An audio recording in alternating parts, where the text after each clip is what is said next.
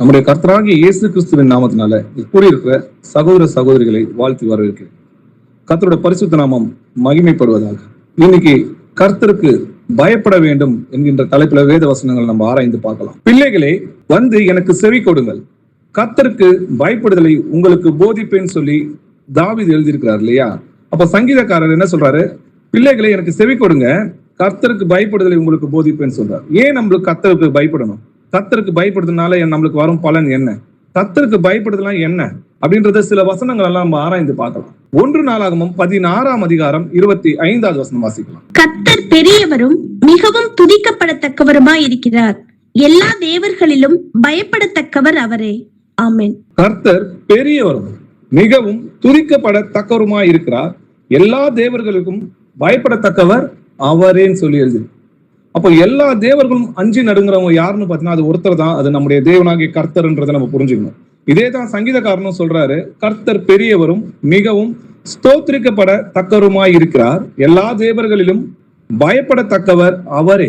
அவர் ஒருவருக்கு தான் நம்ம பயப்படணும். வாசிக்கலாம் சங்கீதம் 33ஆம் அதிகாரம் 8வது வசனம் வாசிக்கலாம். பூமி எல்லாம் கர்த்தருக்கு பயப்படுவதாக, உலகத்தில் உள்ள குடிகள் எல்லாம் அவருக்கு அஞ்சி இருப்பதாக. ஆமென். பூமி எல்லாம் கர்த்தருக்கு பயப்படுவதாக, உலகத்தில் உள்ள குடிகள் எல்லாம் மனுஷங்க எல்லாமே அவருக்கு அஞ்சி நடக்கணும்னு சொல்லி வேதம் எழுதியிருக்கு. அப்போ ஏன் அவருக்கு பயப்படணும், ஏன் அவருக்கு அஞ்சி நடக்கணும்? பயப்படுதல்னா என்ன அப்படின்றதுலாம் சில வசனங்களை நம்ம ஆராய்ந்து பார்க்கணும். சங்கீதம் 89ஆம் அதிகாரம் 7வது வசனம் வாசிக்கலாம். தேவன் பரிசுத்தவான்களுடைய ஆலோசனை சபையில் மிகவும் பயப்படத்தக்கவர், தம்மை சூழ்ந்திருக்கிற அனைவராலும் அஞ்சப்படத்தக்கவர். ஆமென். ஆமென். தேவன் பரிசுத்தவான்களுடைய ஆலோசனை சபையில் மிகவும் பயப்படத்தக்கவர்னு சொல்லி எழுதியிருக்கு. நம்மை சூழ்ந்திருக்கிற அனைவராலும் அஞ்சப்படத்தக்கவர். அப்போ வானத்தையும் பூமியும் சகலத்தையும் தேவ தூதர்களையும் மகிமை எல்லாத்தையும் உண்டாக்குனவர் நம்முடைய கர்த்தர். வெறும் வார்த்தையினால இந்த உலகத்தை உண்டாக்குனார்னு சொல்லி வேதவசனம் எழுதியிருக்கு. அப்போ தேவ தூதர்கள் முதற்கொண்டு அவருக்கு அஞ்சி நடுங்கிறாங்க. அவருக்கு முன்னாடி உட்கார முடியாது.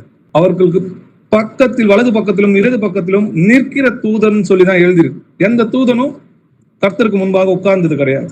அப்படி பயபக்திக்குரியவர், அஞ்சப்படத்தக்கவர்னு சொல்லி எழுதியிருக்கு. பயப்படக்கூடியவர், எல்லாரும் அவருக்கு பயப்படணும்னு சொல்லி வசனங்கள் எழுதியிருக்கு. கர்த்தருக்கு பயப்படுவர்களை அவரை துதியுங்கள், யாக்கோப்பின் சந்ததியாரே நீங்கள் எல்லோரும் அவரை கனம் பண்ணுங்கள்னு எழுதியிருக்கு. அவரை கனம் பண்ணுகிறதுனா என்னன்னு பாத்தீங்கன்னா, அவருக்கு பயப்படுறதுன்னா என்னன்னு பாத்தீங்கன்னா, கர்த்தருடைய கற்பனைகளை கை கொள்கிறது தான் அவருக்கு பயப்படுறதுன்றதை நம்ம தெரிஞ்சுக்கணும்.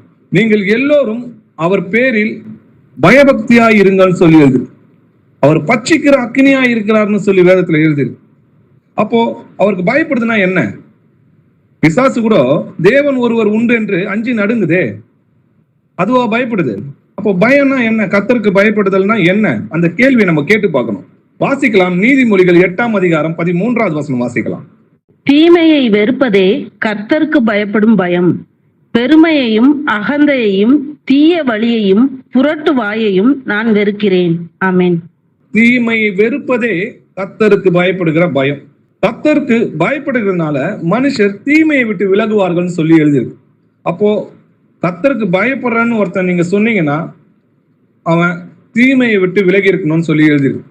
அப்போ கர்த்தருக்கு பயப்படுறதுனால மனுஷர்கள் தீமையை விட்டு விலகுவார்கள்னு சொல்லி வேறொரு வசனம் நீதிமொழிகள் 16ஆம் அதிகாரம் 6வது வசனமும் சொல்லுது. அப்போ கர்த்தருக்கு பயப்படுதுன்னா தீமையை விட்டு விலகிறது அல்லது தீமையை வெறுப்பதே கர்த்தருக்கு பயப்படுகிற பயம். ஆண்டவருடைய எல்லா கட்டளைகளையும் நம்ம கை கொள்கிறோம்னா அப்போ அவருக்கு பயந்து நம்ம அஞ்சி நடுங்கிறோம்னு சொல்லி எழுதிருக்கு. அப்போ பயப்படுகிறதுனா என்னன்னா, ஆண்டவருடைய கட்டளைகளை கை கொள்கிறது தான் அவருக்கு பயப்படுறவங்க. அவருக்கு பயப்படாதவங்க ஆண்டவருடைய கட்டளைகளை கை கொள்ள மாட்டாங்களே. வாசிக்கலாம் உபாகமம் 8ஆம் அதிகாரம் 6வது வசனம் வாசிக்கலாம். ஆகையால் உன் தேவனாகிய கர்த்தருடைய வழிகளில் நடந்து அவருக்கு பயப்படும்படிக்கு அவருடைய கற்பனைகளை கை கொள்ள கடவாய். ஆமென். உன் தேவனாகிய கர்த்தருடைய வழிகளில் நடந்து அவருக்கு பயப்படும்படிக்கு. அப்போ ஆண்டவருடைய கற்பனைகளில் நடக்கிறது தான் அவருக்கு பயப்படுகிற பயம். உபாகமம் 31ஆம் அதிகாரம் 11 13 வசனங்கள் வரைக்கும் வாசிக்கலாம். உன் தேவனாகிய கர்த்தர் தெரிந்து கொள்ளும் ஸ்தானத்தில் இஸ்ரவேலர் எல்லாரும் அவருடைய சந்நிதியில் சேர்ந்து வந்திருக்கும் போது இந்த நியாய பிரமாணத்தை இஸ்ரவேலர் எல்லாரும் கேட்க அவர்களுக்கு முன்பாக வாசிக்க கடவாய். புருஷர்களும் ஸ்திரீகளும் பிள்ளைகளும் உன் வாசல்களில் இருக்கும் அந்நியர்களும் கேட்டு கற்றுக்கொண்டு உங்கள் தேவனாகிய கர்த்தருக்கு பயந்து இந்த நியாயப்பிரமாண வார்த்தைகளின் படியெல்லாம் செய்ய கவனமாய் இருக்கும்படிக்கும் அதை அறியாத அவர்கள் பிள்ளைகளும் கேட்டு நீங்கள் யோர்தானை கடந்து சுதந்தரிக்க போகிற தேசத்தில் உயிரோடு இருக்கும் நாளெல்லாம் உங்கள் தேவனாகிய கர்த்தருக்கு பயப்பட கற்றுக்கொள்ளும்படிக்கும் ஜனத்தை கூட்டி அதை வாசிக்க வேண்டும் என்றான். ஆமென். ஆமென். இந்த வசனமும் என்ன சொல்லுது பாருங்க, கர்த்தருக்கு பயப்படுற பயத்தை அவங்க பிள்ளைகளுக்கு எப்படி போதிக்கணுமா?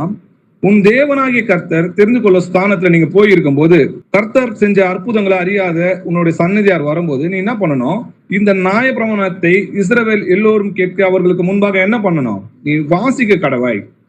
புருஷர்களும் ஸ்திரீகளும் பிள்ளைகளும் உன் வாசல்களில் தங்கியிருக்கிற அந்நியர்கள் கூட என்ன பண்ணுமா? அதை கேட்டு உங்கள் தேவனுக்கு பயந்து, என்ன வசனம் எழுதியிருக்கு? உங்கள் தேவனுக்கு பயந்து இந்த நியாயப்பிரமாண வார்த்தைகள் எல்லாம் செய்ய கவனமா இருக்கும்படி நீ இதை வாசிக்கணும்.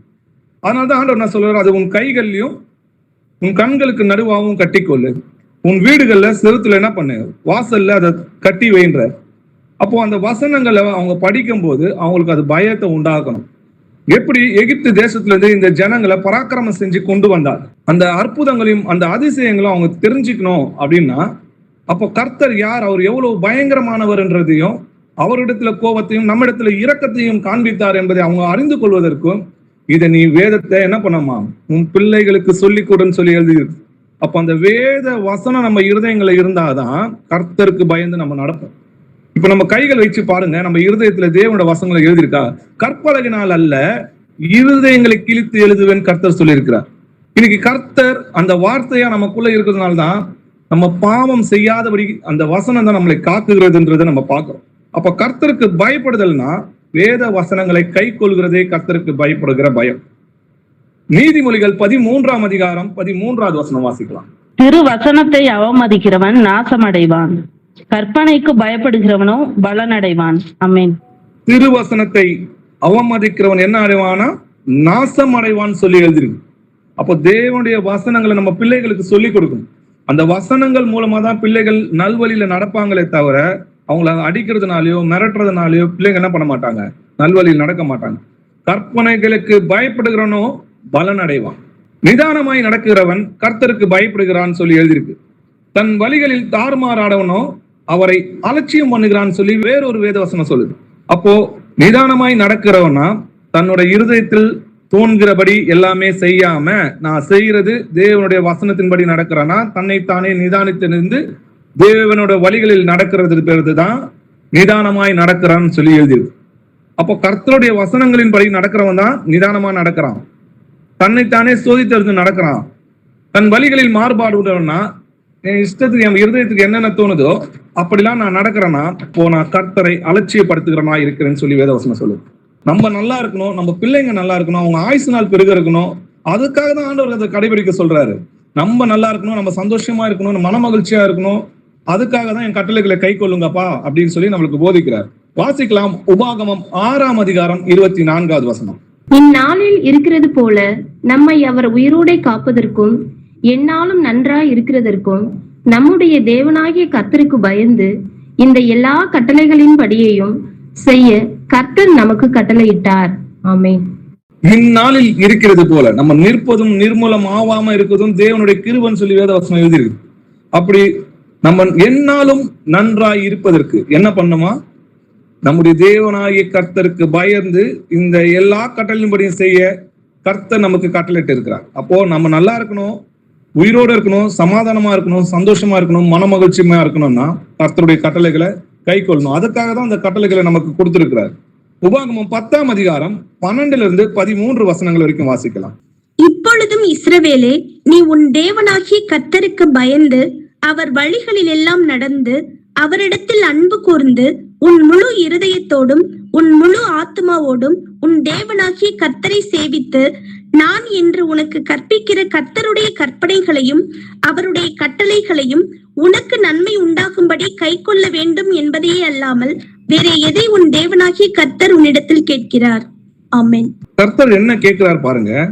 உன் தேவனாகிய கர்த்தருக்கு பயந்து, எதற்கு பயப்பட சொல்றாருன்னு பாருங்க. அவர் வழியெல்லாம் நீ நடந்து அவரிடத்தில் உன்னோட முழு இருதயத்தோட அவர் அன்பு கூர்ந்துருது அப்படின்னா, முழு இருதயத்தோட அந்த கற்பனைகளுக்கு தன்னைத்தானே தாழ்த்தி அதன்படி நடக்க நம்மை ஒப்பு கொடுக்கிறது பேரு தான் முழு இருதயத்தோடும் முழு ஆத்மாவோடும் அவரோட அன்பு கூறுகிறதுன்றது பேரு. எதற்காக இதை செய்ய சொல்றாரு பாருங்க. கர்த்தருடைய கற்பனைகளையும் அவருடைய கட்டளைகளையும் உனக்கு நன்மை உண்டாகும்படி கை கொள்ள வேண்டும். நீ நல்லா இருக்கணும் தான்ப்பா இந்த கட்டளையை கொடுக்குறேன். தகப்பன் பிள்ளைகளுக்கு இதை செய்யாதுன்னு சொன்னா உங்க நன்மைக்காக தான், நீ நல்லா இருக்கணும், நீ சந்தோஷமா இருக்கணும்ன்றதுக்காக தான் கர்த்தரும் ஆவிக்குரிய பிதாவா இருந்து நம்மளுக்கு கட்டளை கொடுக்குறாரு. இதை செய்யாத, இதை பண்ணாத, இதை செய்யக்கூடாதுன்றத நம்மளுக்கு போதிக்கிறார். அதை தவிர வேற என்ன கேட்கிறாரு நம்ம கிட்ட? வானமும் அவருதான், பூமியும் அவருதுதான், நம்மளுக்கு சுவாசத்தை உண்டாக்குனதும் அவர் தான், இன்னைக்கு காலையில நம்ம எழுந்துக்கிறோனோ அதுக்கு காரணமும் அவர் தான். அப்படி இருக்கும்போது அவர் நம்ம அவர்கிட்ட என்ன கொடுக்க முடியும்? இதோ அடியேன் கேட்கிறேன் ஏசப்பா, நீங்க சொல்லுங்க, நான் கேட்கிறேன். அப்படி சொல்ற ஒரு வார்த்தையில நம்மளுக்கு நித்திய ஜீவனை உண்டாக்குகிறார். ஒருவனுடைய கீழ்ப்படியாமையினால்தான் இன்னைக்கு மரணம் உண்டாச்சு. ஒருவருடைய கீழ்ப்படினால்தான் இன்னைக்கு நித்திய ஜீவன் உண்டாயிடுச்சு. இயேசு கிறிஸ்து எனும் ஒரு மனிதருடைய கீழ்ப்படினால்தான் இன்னைக்கு நித்திய ஜீவன் நமக்கு உண்டாயிருக்கிறதுன்றதை பாக்குறோம். ஆதாம் என்கின்ற ஒரு மனிதனுடைய கீழ்ப்படியாமதுனால்தான் இன்னைக்கு நித்திய ஜீவனை இழந்து போனதுக்கு காரணமாகவும் இருக்குதுன்றதை நம்ம பார்க்கிறோம். நம்ம நல்லா இருக்கிறதுக்காகவும் நம்ம சந்தோஷமா இருக்கணும்னா என்ன பண்ணணும்? கர்த்தருடைய கட்டளைகளை கீழ்ப்படியணும்னு சொல்லி வேதவசனம் சொல்லுது.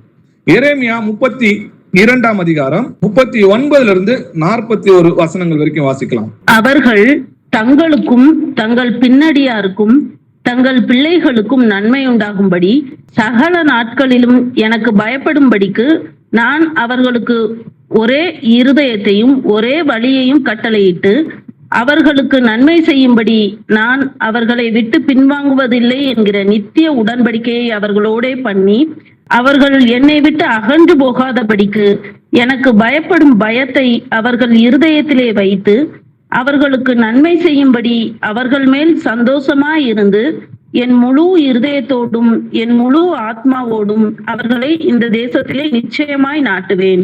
ஆமென். ஆமென். நம்ம தேவனுடைய கட்டளைகளை கீழ்ப்படினால நமக்கும் நம்மளோட பின்னாடி வர சன்னதிகளும் நல்லா இருக்கணும், நம்ம பிள்ளைகள் நல்லா இருக்கணும்னா உனக்கு நன்மை உண்டாகும்படி நீ சகல நாட்களிலும் எனக்கு பயப்படும்படிக்கு. அப்போ நீ அவருக்கு பயப்படுறதுனால உனக்கு நன்மை உண்டாகுது. அவர்களுக்கு நன்மை செய்யணும், நான் உங்களுக்கு நன்மை செய்யணும்னா நீ என்னோட கட்டளைகளை கை கொள்ளுங்க. நான் உன்னை விட்டு விலகுவதில்லை, உன்னை கைவிடுவதும் இல்லைன்னு சொல்லியிருக்காரு. பயப்படாதே, நான் உன்னோட கூட இருக்கிறேன்னு சொல்லியிருக்காருல்ல கர்த்தர். அப்போ அவர் நம்ம விட்டு விலக மாட்டார். நம்ம அவருடைய கற்பனைகளை விட்டு விலகும் போது நம்ம கர்த்தரை விட்டு விலகி போறோம். நம்ம பாவம் செய்யும் போது ஆண்டவரை விட்டு விலகி போகிறோம். அப்போ ஆண்டவர் எதுக்கு நம்மளை பயந்து அவருடைய கற்பனைகளை கை கொள்ள சொல்றாருன்னா, உங்களுக்கு நன்மை செய்யும்படியும் நீங்க சந்தோஷமா இருக்கணும், முழு இருதயத்தோடும் ஆத்மாவோடும் என்ன பண்ணணும், நீங்க நல்லா சந்தோஷமா வாழணும்னா எனக்கு கீழ்ப்படிந்திருக்கணும், நீங்க நல்லா இருக்கணும், நீங்க சந்தோஷமா இருக்கணும்ன்றதுக்காக தான்ப்பா நான் இதை செய்ய சொல்றேன். உங்களை பாதுகாக்கிறதுக்காக தான் என்னோட கட்டளைகளையும் என் கற்பனைகளையும் நீங்க கை கொள்ளுங்க. நீங்க நல்லா இருக்கணும், நீங்க சந்தோஷமா இருக்கணும், உங்களோட பிள்ளைகளோட தீர்க்க ஆயுசு நல்லா இருக்கும்.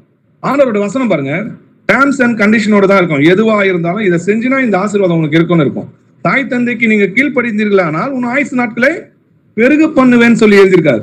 நீங்க எந்த ஒரு ஆசீர்வாதமானாலும் போய் பாருங்க, இதை செஞ்சா நான் இதை கொடுப்பேன்னு சொல்றாரு. ஆண்டவர் ஆசீர்வாதத்தையும் சாபத்தையும் நமக்கு முன்பாக வைத்திருக்கிறார். நீ அவருடைய கற்பனைகளுக்கு கீழ்ப்படிந்தீங்கன்னா மன மகிழ்ச்சியும் சந்தோஷமும் பிரம்மியமா கர்த்தருக்குள் நம்ம வாழலாம். இல்ல அவருடைய கற்பனைகளை கை கொள்ளாம அவரை விட்டு விலகி போவோமானால் இந்த புஸ்தகத்துல எழுதியிருக்கிற சாபங்கள் எல்லாம் நம்ம மேல வரும். அப்போ நம்ம நல்லா இருக்கணும், நம்ம பிள்ளைகள் நல்லா இருக்கணும் அப்படின்னா கர்த்தருடைய கற்பனைகளை கீழ்ப்படிந்து நடக்கிறது தான் அவரிடத்துல அன்பு கூறுவதாம் சொல்லி எழுதியிருக்கு. கர்த்தரிடத்தில் அன்பு கூறுவதுன்னா என்னன்னா அவருடைய கற்பனைகளை கீழ்ப்படு. அவருடைய கற்பனைகள் பாரமானவைகள் அல்லன்னு சொல்லி எழுதியிருக்கு. சரி, கர்த்தருக்கு பயப்படுதலே ஞானத்தின் ஆரம்பம் சொல்லி வேதவசனம் எழுதியிருக்கு. அப்போ கர்த்தருக்கு பயப்படுதல் தான் ஞானத்தின் ஆரம்பம். இந்த ஞானம்ன்றது உலக ஞானத்தை பத்தி ஆண்டவர் சொல்லல, அது தெய்வீக ஞானத்தை பத்தி சொல்றாரு. மனுஷனை நோக்கி இதோ ஆண்டவருக்கு பயப்படுவதே ஞானம், பொல்லாப்பை விட்டு விலகுவதே புத்தி சொல்லி எழுதியிருக்கார். அப்போ கர்த்தருக்கு பயப்படுதலே ஞானத்தின் ஆரம்பமும் பொல்லாப்பை விட்டு விலகுவதே புத்தின்னு சொல்லி எழுதியிருக்கிறார். அப்போ கர்த்தருக்கு பயப்படுதல் தான் ஞானத்தின் ஆரம்பம் சொல்லி எழுதியிருக்கு. வாசிக்கலாம் சங்கீதம் 25 அதிகாரம் 12 வசனம். கர்த்தருக்கு பயப்படுகிற மனுஷன் எவனோ அவனுக்கு தாம் தெரிந்து கொள்ளும் வழியை போதிப்பார். ஆமென்.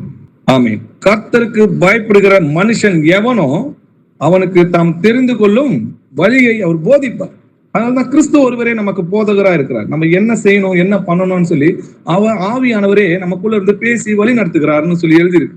சங்கீதம் 25ஆம் அதிகாரம் 14வது வசனம் வாசிக்கலாம். கர்த்தருடைய ரகசியம் அவருக்கு பயந்தவர்களிடத்தில் இருக்கிறது, அவர்களுக்கு தம்முடைய உடன்படிக்கையை தெரியப்படுத்துவார். ஆமென். ஆமென். கர்த்தருடைய ரகசியம் யார்கிட்ட இருக்குதான்? அவருக்கு பயந்தவரிடத்தில் இருக்குது. யார் அவங்க பயந்தவங்க? அவரிடத்துல அன்பு கூறுகிறது தான், கற்பனைகளுக்கு கை கொள்கிறது தான் பயப்படுற பயம்.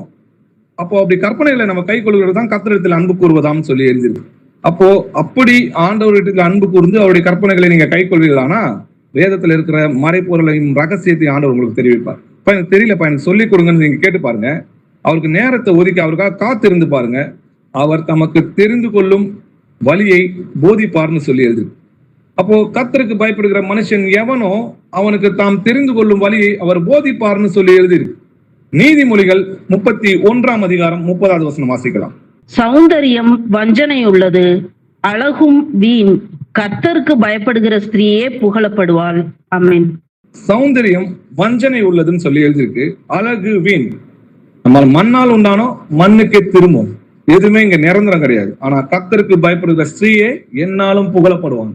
நரித்தவனுக்கு முன்பாக எழுந்திரு, முதிர் வயதனுக்கு முகத்தை கனம் பண்ணி, உன் தேவனாகிய கர்த்தருக்கு பயப்படுவாயாக, நான் கர்த்தர்னு சொல்லி இந்த வசனம் முடியும். அப்போ வயதானவங்களுக்கு முன்னாடி நம்ம என்ன பண்ணுமா, அவங்க வரும்போது எழுந்து நிக்கணுமா, முதிர் வயதுள்ளவன் முகத்தை என்ன பண்ணுமா, கனம் பண்ணணும்னு சொல்ற. எதனாலனா, நீ தேவனுக்கு பயப்படுவாயாக, நான் கர்த்தர்னு சொன்னா அது என்னோட ஆணைன்னு அர்த்தம். உங்களில் ஒருவன் பிறனுக்கு அநியாயம் செய்யக்கூடாது, உன் தேவனுக்கு நீ பயப்பட வேண்டும், நான் உன் தேவனாகிய கர்த்தர் சொல்றாரு. அப்போ நம்ம யாருக்கு என்ன பண்ணக்கூடாது, அநியாயம் பண்ணக்கூடாது. நம்ம எதை விதைக்கிறோமோ எதோ அதை தான் நம்ம அறுப்போம். நம்ம செய்யற எல்லா காரியத்திலும் கர்த்தர் என்ன பண்ணுவாரு, நியாயத்துல கொண்டு வந்து நிறுத்துவார்னு சொல்லி எழுதிருக்கு.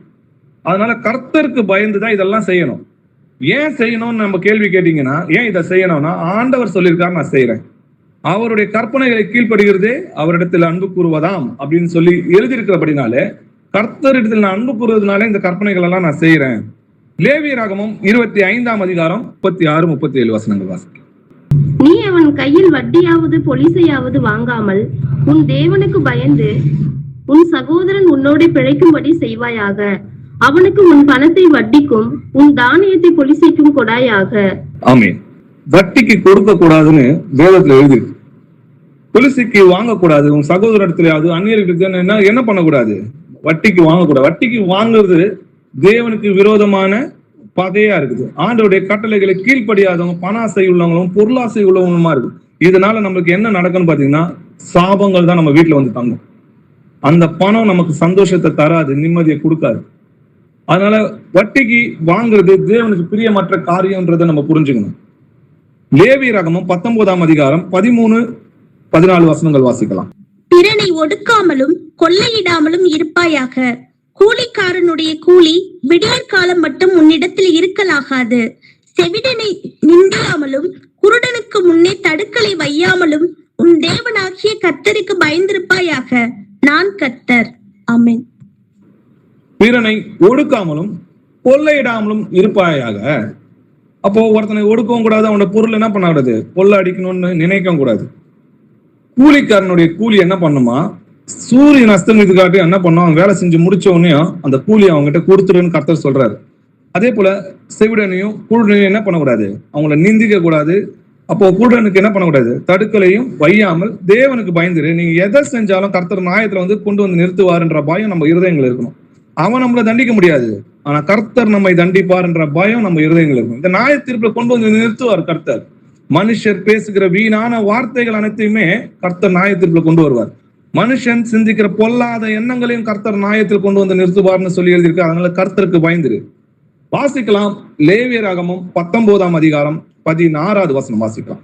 உன் ஜனங்களுக்குள்ளே அங்கும் இங்கும் கோல் சொல்லி திரியாயாக. பிறனுடைய இரத்த பலிக்கு உட்பட வேண்டாம், நான் கர்த்தர். ஆமென். உன் ஜனங்களுக்குள்ளே அங்கும் இங்கும் என்ன பண்ணக்கூடாதான், கோல் சொல்லி திரியாயாகன்னு சொல்லி எழுது. ரெண்டகம் பண்றது பில்லி சூனியம் பாவத்திற்கு சமமா இருக்குதுன்னு சொல்லி எழுது. அப்ப கோல் சொல்லுகிறதுனால என்ன வரும், ஒருவருக்குள்ள ஒருவர் விரோதம் தான் ஏற்படும். சமாதானம் பண்ணுகிறவர் தேவனுடைய புத்திரர் சொல்லி எழுதியிருக்கு. அப்போ நம்ம சமாதானம் பண்ணா தேவனுடைய புத்திரர்னா, கோல் சொல்கிறனா யாரோட புத்திரர், பிசாசோட பிள்ளைகள் சொல்லி எழுதியிருக்கு இல்லையா. அதனால நான் உன் வித்துக்கும் அவள் வித்துக்கும் பகையை உண்டாக்குவேன்னு சொல்லி கர்த்தர் சொல்றாரு. அப்போ நம்ம தேவனுடைய பிள்ளைகளா இருந்தா நம்ம சமாதானம் பண்ணணும், போல் சொல்லக்கூடாது, ஒருவரை ஒருவர் என்ன பண்ணக்கூடாது, கலகத்தை உண்டாக்க கூடாதுன்னு சொல்லி வேதவசனம் சொல்லியிருக்கு. இனி எனக்கு பயந்துரு, நான் கர்த்தர்னு சொன்னா என்னுடைய கற்பனைக்கு நீ கீழ்ப்படிந்து நடன்னு அர்த்தம். கொலேசியர் 3:22 வசனம் வாசிக்கலாம். வேலைக்காரரே, சரீரத்தின்படி உங்கள் எஜமான்களாய் இருக்கிறவர்களுக்கு எல்லா காரியத்திலேயும் கீழ்ப்படிந்து நீங்கள் மனுஷருக்கு பிரியமாய் இருக்க விரும்புகிறவர்களாக பார்வைக்கு ஊழியம் செய்யாமல் தேவனுக்கு பயப்படுகிறவர்களாக கபடமில்லாத இருதயத்தோட ஊழியம் செய்யுங்கள். ஆமென். வேலைக்காரரே, சரீரத்தின்படி உங்கள் எஜமானாய் இருக்கிறவர்களுக்கு எல்லா காரியத்திலும் கீழ்ப்படிந்து நடக்கணும்னு சொல்லி எழுதியிருக்கு. அப்போ நம்ம ஒரு இடத்துல வேலை செய்யறோம்னா நம்மளுக்கு எஜமான்கள் அங்க இருக்கிறாங்க இல்லையா, அந்த இடத்துல நம்ம என்ன பண்ணோம், அவங்களுக்கு கீழ்ப்படிந்து நடக்கணும். நம்ம மனுஷருக்கு பிரியமா நடக்கிறத பார்க்காம வேத வசனம் சொல்லி இருக்குது. அதனால தேவனுக்கு நான் பயப்படுறேன்னா, தேவன் சொல்லியிருக்காரு அந்த எஜமானுக்கு நீ கீழ்ப்படின்னு சொன்னா, அப்ப என் கர்த்தர் நிமித்தம் நான் என்ன பண்ணுவேன், கபடற்ற இருதயத்தோட அவனுக்கு என்ன பண்ணணும், ஊழியம் செய்யுங்கள் சொல்லி. அப்ப கர்த்தர் நிமித்தம் இதை நம்ம செய்யணும், ஏன்னா இது கர்த்தருடைய கட்டளை. 1 பேதுரு 2:17-18 வசனங்கள் வாசிக்கலாம். எல்லாரையும் கனம் பண்ணுங்கள், சகோதரரிடத்தில் அன்பு கூறுங்கள், தேவனுக்கு பயந்திருங்கள், ராஜாவை கனம் பண்ணுங்கள். வேலைக்காரரே, அதிக பயத்துடனே உங்கள் எஜமான்களுக்கு கீழ்ப்படிந்திருங்கள், நல்லவர்களுக்கும் சாந்த குணமுள்ளவர்களுக்கும் மாத்திரமல்ல முரட்டு குணமுள்ளவர்களுக்கும் கீழ்ப்படிந்திருங்கள். ஆமென். எல்லோரையும் கனம் பண்ணுங்கள்னு சொல்லியிருக்கு. ஒரு பணக்காரனையும் ஒரு அதிகாரத்துல உள்ளவன மட்டும் கிடையாது, எல்லோரையும் கனம் பண்ண. வயதுல முதிர்வா இருக்கிறவங்களா அவங்களை கனம் பண்ண, ஒருவருக்கு ஒருவர் கனம் பண்ணுங்கள் சொல்லி வேறொரு வசனம் எழுது. அப்போ கனம் பண்ணுகிறதுனா என்னன்னா, அவங்க எப்படி நம்ம கனம் பண்ண முடியும், ஒருத்தவங்களை அவங்கள தன்னிலும் மேன்மை உள்ளவர்களாக நம்ம என்னன்னா மட்டும்தான் அவங்கள நம்மளை கனம் பண்ண முடியும். அவங்க என்னை விட தேவனோட வசனத்துக்கு அதிகமா கீழ்ப்படுகிறாங்க, அவங்க என்னை விட தேவனுடைய வசனத்தை அதிகமா அறிந்திருக்கிறாங்க, அதனால நான் அவங்களை கனம் பண்றேன்னு சொல்லி அவங்கள நம்மளும் மேன்மை உள்ளவங்களா மற்றவங்களை நம்ம நினைத்தோமானால் நம்ம மற்றவங்களை கனம் பண்ணுவோம். சகோதரத்தில் அன்பு கூறுங்கள், தேவனுக்கு பயந்திருங்கள் சொல்லி எழுதி. அப்ப தேவனுக்கு பயந்திருங்கள்னா என்ன சொல்றாரு பாருங்க, ராஜாவை கனம் பண்ணுங்கள், வேலைக்காரரே அதிக பயத்துடனே உங்கள் எஜமானுக்கு கீழ்ப்படிந்திருங்க. நல்ல குணம் உள்ளவங்களுக்கு மட்டும் கிடையாது, சாந்த குணம் உள்ளவங்களா அன்பா பேசுறவங்களுக்கு மாத்திரம் அல்ல, முரட்டு குணமா இருக்கிறாங்க பாத்தீங்களா எஜமானு, அப்படிப்பட்டவர்களுக்கும் கீழ்ப்படிந்து அடங்குங்கள் சொல்றாரு. எதனால, இது என்னுடைய கட்டளை, ஆண்டவருடைய வசனத்து நிமித்தம் நம்ம என்ன பண்ணோம், கீழ்ப்படிந்து நடக்கணும். ரோமர் 13:7 வசனம் வாசிக்கலாம். ஆகையால் யாவருக்கும் செலுத்த வேண்டிய கடமைகளை செலுத்துங்கள், எவனுக்கு வரியை செலுத்த வேண்டியதோ அவனுக்கு வரியையும், எவனுக்கு தீர்வையை செலுத்த வேண்டியதோ அவனுக்கு தீர்வையையும் செலுத்துங்கள், எவனுக்கு பயப்பட வேண்டியதோ அவனுக்கு பயப்படுங்கள், எவனை கனம் பண்ண வேண்டியதோ அவனை கனம் பண்ணுங்கள். ஆமென். யாவருக்கும் செலுத்த வேண்டிய கடமைகளை செலுத்துங்கள் சொல்லி. அப்போ ஒரு முதலமைச்சரா இருக்கட்டும், ஒரு மந்திரியா இருக்கட்டும், இல்ல எம்எல்ஏ இருக்கட்டும், அவங்களுக்கு எல்லாம் நம்ம என்ன பண்ணணும், அந்த அதிகாரம் தேவனால் உண்டாயிருக்கு. அப்ப அந்த அதிகாரத்தை எதிர்த்து நிற்கிறவன் தேவனுக்கு எதிர்த்து நிற்கிறான்னு சொல்லி எழுதிருக்கிறதுனால நம்ம என்ன பண்ணோம், யாருக்கு கடமைப்பட்டிருக்குமோ அந்த கடமைகளை நம்ம என்ன பண்ணணும், செய்யணும், வரியை செலுத்தணும்னு சொல்லி வேதவசனம் சொல்லுது. அப்போ எவனுக்கு தீர்வை செலுத்தணுமோ அவனுக்கு தீர்வையும், எவனுக்கு வரியை செலுத்தணுமோ அவனுக்கு வரியை செலுத்தினா அரசாங்கம் என்ன கட்டளை எடுக்கிறதோ அதை நம்ம செஞ்சுதான் ஆகணும். எதனாலனா கர்த்தர் நிமித்தம் அதை செஞ்சாகும். கர்த்தருக்கு தான் முதலாவது பயப்படணும், கர்த்தர் தான் சொல்றாரு இதை செய்யுங்கன்னு. அதனால அவங்க சொல்றதுனால அதையே நம்ம செய்ய வேண்டியது. இயேசு கிறிஸ்துவும் மாம்சத்துல இருக்கும்போது என்ன பண்ணாரு, வரியை செலுத்தினார். எவனுக்கு பயப்பட வேண்டியது இருக்கிறதோ அவனுக்கு பயப்படுங்கள் சொல்லி எழுதியிருக்கு. எவனை கனம் பண்ண வேண்டியதோ அவனை கனம் பண்ணுங்கள். எதனால, கர்த்தர் எனக்கு சொல்லியிருக்காரு, அந்த கர்த்தருக்கு பயப்படுறதுனால அவருடைய கற்பனைகளை நான் கை கொள்கிறேன். தெய்வ பயத்தோட ஒருவருக்கு ஒருவர் கீழ்ப்படிந்திருங்கள் சொல்லி. ஒருவருக்கு ஒருவர் கீழ்ப்படினா ஏற்கனவே சொன்ன இல்லையா, ஒருவருக்கு ஒருவர் கனம் பண்ணுங்கள் இருக்கிறதும் ஒருவருக்கு ஒருவர் கீழ்ப்படுகிறதுனா அவங்க தன்னிலும் மேன்மை உள்ளவங்க, அவங்க கர்த்தருடைய பிள்ளையா இருக்கிறாங்க அப்படின்னு நம்ம நினைச்சோம்னா நிச்சயமா நம்ம கீழ்ப்படியும். அதனாலதான் பவுல் கூட என்ன சொல்றாரு, கிறிஸ்துவை பின்பற்றுறது போல என்னை பின்பற்றுங்கன்னு சொல்றாரு. அப்போ அந்த வழிகள்ல நடந்து சாட்சியா இருக்கிறவங்களுக்கு நம்ம என்ன பண்ணோம், கீழ்ப்படிந்திருக்கணும். அதனாலதான் மூப்பர்களுக்கு கீழ்ப்படிந்து அடங்குங்கள் சொல்லி எழுதிருக்கு. மனைவிகளே கர்த்தருக்கு கீழ்ப்படுகிறது போல உங்க சொந்த புருஷருக்கு கீழ்ப்படிங்கள் சொல்லி எழுது. இதெல்லாம் கர்த்தருடைய கற்பனை. இதெல்லாம் நீங்க கை கொள்ளுகிறீங்கன்னா நீங்கள் கர்த்தருக்கு பயந்து அவருடைய வழிகளில் நடந்து அவரை முழு இதயத்தோடு அன்பு கூறுகிறேன்னு அர்த்தம். சரி, அப்போ கர்த்தருக்கு பயப்படுறதுனால எனக்கு என்னப்பா கிடைக்கும், நமக்கு நித்திய ஜீவன் கிடைக்கும். வாசிக்கலாம், கர்த்தருக்கு பயப்படுறதுனால நமக்கு சமாதானமும் சந்தோஷமும் பூமியின் மனமகிழ்ச்சியும் பிரம்மியமா நம்ம வாழுவோம். சங்கீதம் 28ஆம் அதிகாரம் 1-4 வசனங்கள் வாசிக்கலாம். கர்த்தருக்கு பயந்து அவர் வழிகளில் நடக்கிறவன் எவனோ அவன் பாக்கியவான். உன் கைகளின் பிரயாசத்தை நீ சாப்பிடுவாய், உனக்கு பாக்கியமும் நன்மையும் உண்டாயிருக்கும். உன் மனைவி உன் வீட்டோரங்களில் கனிதரும் திராட்சை கொடியை போல் இருப்பாள். உன் பிள்ளைகள் உன் பந்தியை சுற்றிலும் ஒலிவ மர கன்றுகளைப் போல் இருப்பார்கள். இதோ கர்த்தருக்கு பயப்படுகிற மனுஷன் இவ்விதமாய் ஆசீர்வதிக்கப்படுவான். ஆமென். வேத வசனங்கள் ஒன்னும் தரையில விழாதுன்னு சொல்லி எழுதியிருக்கு இல்லையா? அப்போ இந்த வசனம் இது சட்ட புஸ்தகம்னு சொல்லியிருக்கு. அப்ப இந்த சட்ட புஸ்தகத்துல ஆண்டவர் இந்த எழுதி இருக்கிறார். அப்போ நம்ம இதை கோட் பண்ணி கேட்கலாம் இல்லையா? கர்த்தருக்கு பயப்படுகிற மனுஷன் இவ்விதமாய் ஆசீர்வதிக்கப்படுவான்னு சொல்லி முடிஞ்சிருக்கு இல்லையா? அப்போ நான் என்ன பண்ணோம்? கர்த்தருக்கு பயந்து அவர் வழிகளில் நடக்கிறவன் எவனோ அவன் பாக்கியவான். உன் கைகளின் பிரயாசத்தை நீ என்ன பண்ணுவ? சாப்பிடுவாயின்னு சொல்லியிருக்கு. உனக்கு பாக்கியமும் நன்மையும் என்ன பண்ணும்? உண்டாயி இருக்கும். உன் மனைவி உன் வீட்டோரங்களில் கனித்தரும் திராட்சை கொடியை போல இருப்பா. உன் பிள்ளைகள் உன் பந்தியிலும் சுற்றிலும் ஒலிவ மர கன்றுகளை போல இருப்பான். நீயோ கடன் வாங்காது இருப்பாய், கடன் கொடுக்கிறவராய் இருப்பான்னு சொல்லி எழுதியிருக்கு. இதெல்லாம் எப்போ? கர்த்தருக்கு பயந்தவருடைய கற்பனைகளை கை கொள்ளும் போது தான் இதெல்லாம் நடக்கும். சமாதானமும் சந்தோஷமும் நம்மளுக்கு எப்போ உண்டாகும்? தேவனுக்கு பயப்படுறதுனால மாத்திரம்தான் இது உண்டாகும். கர்த்தருடைய பரிசுத்தவான்களே அவருக்கு பயந்திருங்கள், அவருக்கு பயந்தவர்களுக்கு குறைவில்லை சொல்லி எழுதியிருக்கு. சிங்க குட்டிகள் தாழ்ச்சி அடைந்து பட்டினியா இருக்கும், கர்த்தரை தேடுவர்களுக்கு ஒரு நன்மையும் குறைபடாதுன்னு சொல்லி வேதவசனம் எழுதியிருக்கு. அப்போ கர்த்தருக்கு பயப்படுறவர்களுக்கு ஒரு குறைவும் இல்லைன்னு சொல்லி சங்கீதம் 34ஆம் அதிகாரம் 9-10 வசனங்கள் எழுதியிருக்கு. அப்போ கர்த்தருக்கு பயப்படுறதுனால நம்மளுக்கு எந்த குறையும் இருக்காது. வாழ்நாள் முழுவதும் சந்தோஷமும் மன மகிழ்ச்சியும் உண்டாகும். சங்கீதம் 112ஆம் அதிகாரம் 1-2 வசனங்கள் வாசிக்கலாம். அல்லேலூயா. கர்த்தருக்கு பயந்து அவருடைய கட்டளைகளில் மிகவும் பிரியமாய் இருக்கிற மனுஷன் பாக்கியவான். அவன் சந்ததி பூமியில் பலத்திருக்கும். செம்மையானவர்களின் வம்சம் ஆசீர்வதிக்கப்படும். ஆமென். அல்லேலூயா. தேவனுக்கு மகிமை உண்டாவதாக. கர்த்தருக்கு பயந்து அவருடைய கட்டளைகளில் மிகவும் பிரியமாயிருக்கிற மனுஷன் பாக்கியவான் சொல்லி எழுதி. பாக்கியவான்னாலே நித்திய ஜீவனுக்குள்ள போறவங்க பேர் தான் பாக்கியவான் இல்லையா? நம்ம ஏற்கனவே கர்த்தருக்கு பயந்து அவர் வழிகளில் நடக்கிறவன் எவனோ அவன் பாக்கியவான் சொல்லி நம்ம வாசிச்சோம். அவன் சந்நிதி பூமியில் பலத்திற்கும், செம்மையானவர்களின் வம்சம் ஆசீர்வதிக்கப்படும் சொல்லியிருக்கு. அப்போ உன்ன மட்டும் இல்லப்பா, உன்னுடைய பிள்ளைகளையும் நான் என்ன பண்ணுவேன்? 1000 தலைமுறை வரைக்கும் ஆசீர்வதிக்கிறவரா இருக்கிறார்னு சொல்லி வேற ஒரு வசனம் சொல்லு. நீதிமொழிகள் 22ஆம் அதிகாரம் 4வது வசனம் வாசிக்கலாம். ஆழ்மைக்கும் கர்த்தர் பயப்படுதலுக்கும் வரும் பலன் ஐஸ்வர்யமும் மகிமையும் ஜீவனுமாம். ஆமென். தாழ்ச்சிக்கும் கர்த்தருக்கு பயப்படுகிறதுக்கும் வருகிற என்ன பலன் வரும்னு பாத்தீங்கன்னா ஐஸ்வர்யமும் மகிமையும் ஜீவனுமா. ஜீவன்றது நித்திய ஜீவன், ஐஸ்வர்யன்றது ஆவிக்குரிய ஐஸ்வர்யத்தை தான் இங்க சொல்றாரு. அப்போ ஆவியின் கனிகளாக இருக்கிறது தான் ஐஸ்வர்யம் சொல்லி வேதத்துல இருக்கு. அவருடைய பொறுமையும் அவருடைய அன்பும், இதை நீ அந்த ஐஸ்வர்யத்தை அசட்டை பண்ணுகிறாய், அவரோட தயவை அசட்டை பண்ணுகிறாயான்னு சொல்லி வேதவசனம் கேட்குது.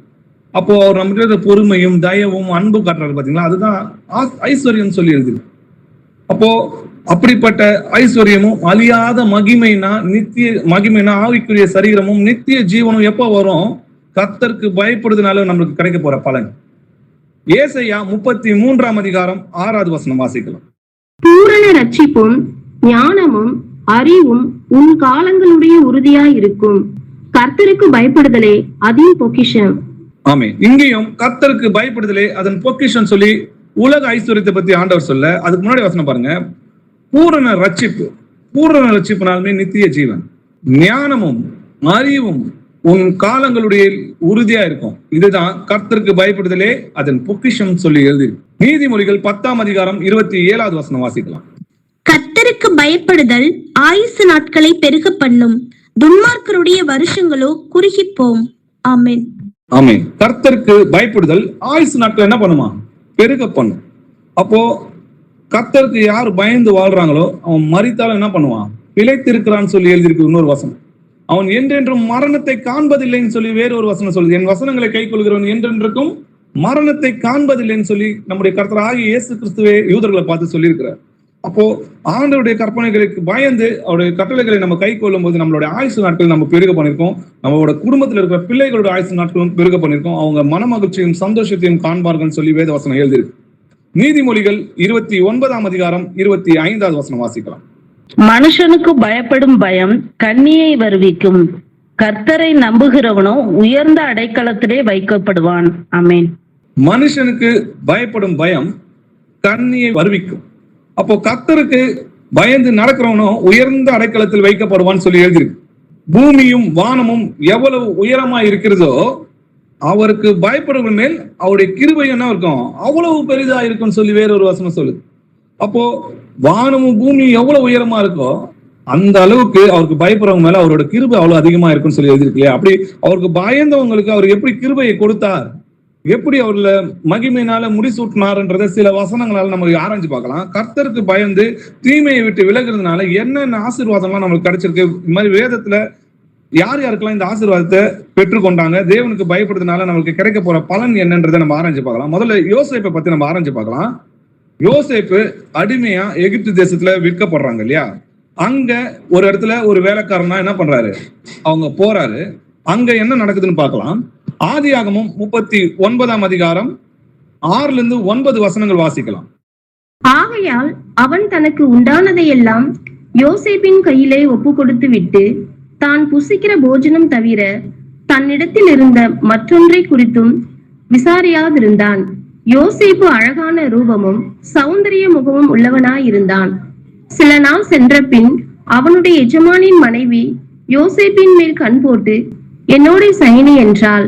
அவனோ தன் எஜமானுடைய மனைவியின் சொல்லுக்கு இணங்காமல் அவளை நோக்கி, இதோ வீட்டிலே என்னிடத்தில் இருக்கிறவைகளில் யாதொன்றை குறித்தும் என் ஆண்டவன் விசாரியாமல் தமக்கு உண்டான எல்லாவற்றையும் என் கையில் ஒப்பித்திருக்கிறார். இந்த வீட்டிலே என்னிலும் பெரியவன் இல்லை.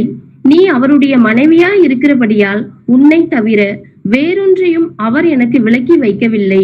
இப்படி இருக்க நான் இத்தனை பெரிய பொல்லாங்குக்கு உடன்பட்டு தேவனுக்கு விரோதமாய் பாவம் செய்வது எப்படி என்றான். ஆமென். யோசேப்பு பாத்தீங்கன்னா எகிப்துல அடிமையா விற்கப்படலாம். அங்க பாத்தீங்கன்னா போத்திபார் என்னும் எகிப்திலோட ஒரு அதிகாரி என்ன பண்றாரு, அவனை விலைக்கு வாங்கி அவன் வீட்டுல எல்லா அதிகாரிக்கும் மேலாக அவனை உயர்த்தி வச்சு நீ எல்லாத்தையும் அதிகாரியா இருன்னு சொல்லி அவனுக்கிட்ட நம்பி அந்த வீட்டுல இருக்கிற அதிகாரத்தை அவர்கிட்ட கொடுக்குறாரு. யோசேப்பு அழகான ரூபமும் சௌந்தரியம் உள்ளவனா இருந்த பார்த்து அவனோட அந்த எஜமானுடைய மனைவி அவனை தினமும் விபச்சாரம் செய்யும்படியாக அவனை தூண்டும் போது அவன் சொல்ற வசனத்தை பாருங்க. என் எஜமானுடைய மனைவியின் சொல்லுக்கு அவன் இணங்காமல் அவளை நோக்கி, இதோ வீட்டில் என்னிடத்தில் இருக்கிற யாதொன்றை குறித்தும் என் ஆண்டவர் விசாரியாமல் தமக்கு உண்டான எல்லாவற்றையும் என் கையில ஒப்புவித்திருக்கிறாரு. என் வீட்டில் என்னிலும் பெரியவன் இல்லை. நீ அவருடைய மனைவியா இருக்கிறபடியால் உன்னை தவிர வேற எல்லாத்தையும் என்ன பண்ணாரு, என்கிட்ட ஒப்பு கொடுத்திருக்காரு. அப்படி இருக்கும்போது என்னை நம்பி இப்படி கொடுத்திருக்கும் போது நீ இத்தனை பெரிய பொல்லாங்குக்கு உடன்பட்டு தேவனுக்கு விரோதமாக பாவம் செய்வது எப்படி என்று சொன்னான். அப்போ தேவனுக்கு பயந்து இப்படிப்பட்ட பொல்லாங்க நான் செய்ய முடியும், நான் தேவனுக்கு பயப்படுறேன்.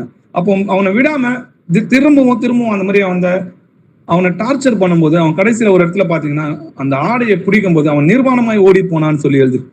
அவன் பாவம் செய்த காட்டிலும் நிர்வாணமாய் ஓடி போது அவனுக்கு நல்லதா இருந்தது. தேவனுக்கு பயந்து ஓடி போனான். அப்போ தேவனுக்கு பயந்து உண்மையும் முத்தமா இருந்தாருன்றதை நம்ம பாக்குறோம் யோசேப்பு. அதனாலதான் பாத்தீங்கன்னா 12 கோத்திரத்துல முதல் மகனா இருக்கிற என்ன பண்ணணும், முதல் 2 பாகம் கொடுக்கணும்ல, சிரேஷ்டபுத்திர பாகம்ன்றது 2 பங்கு.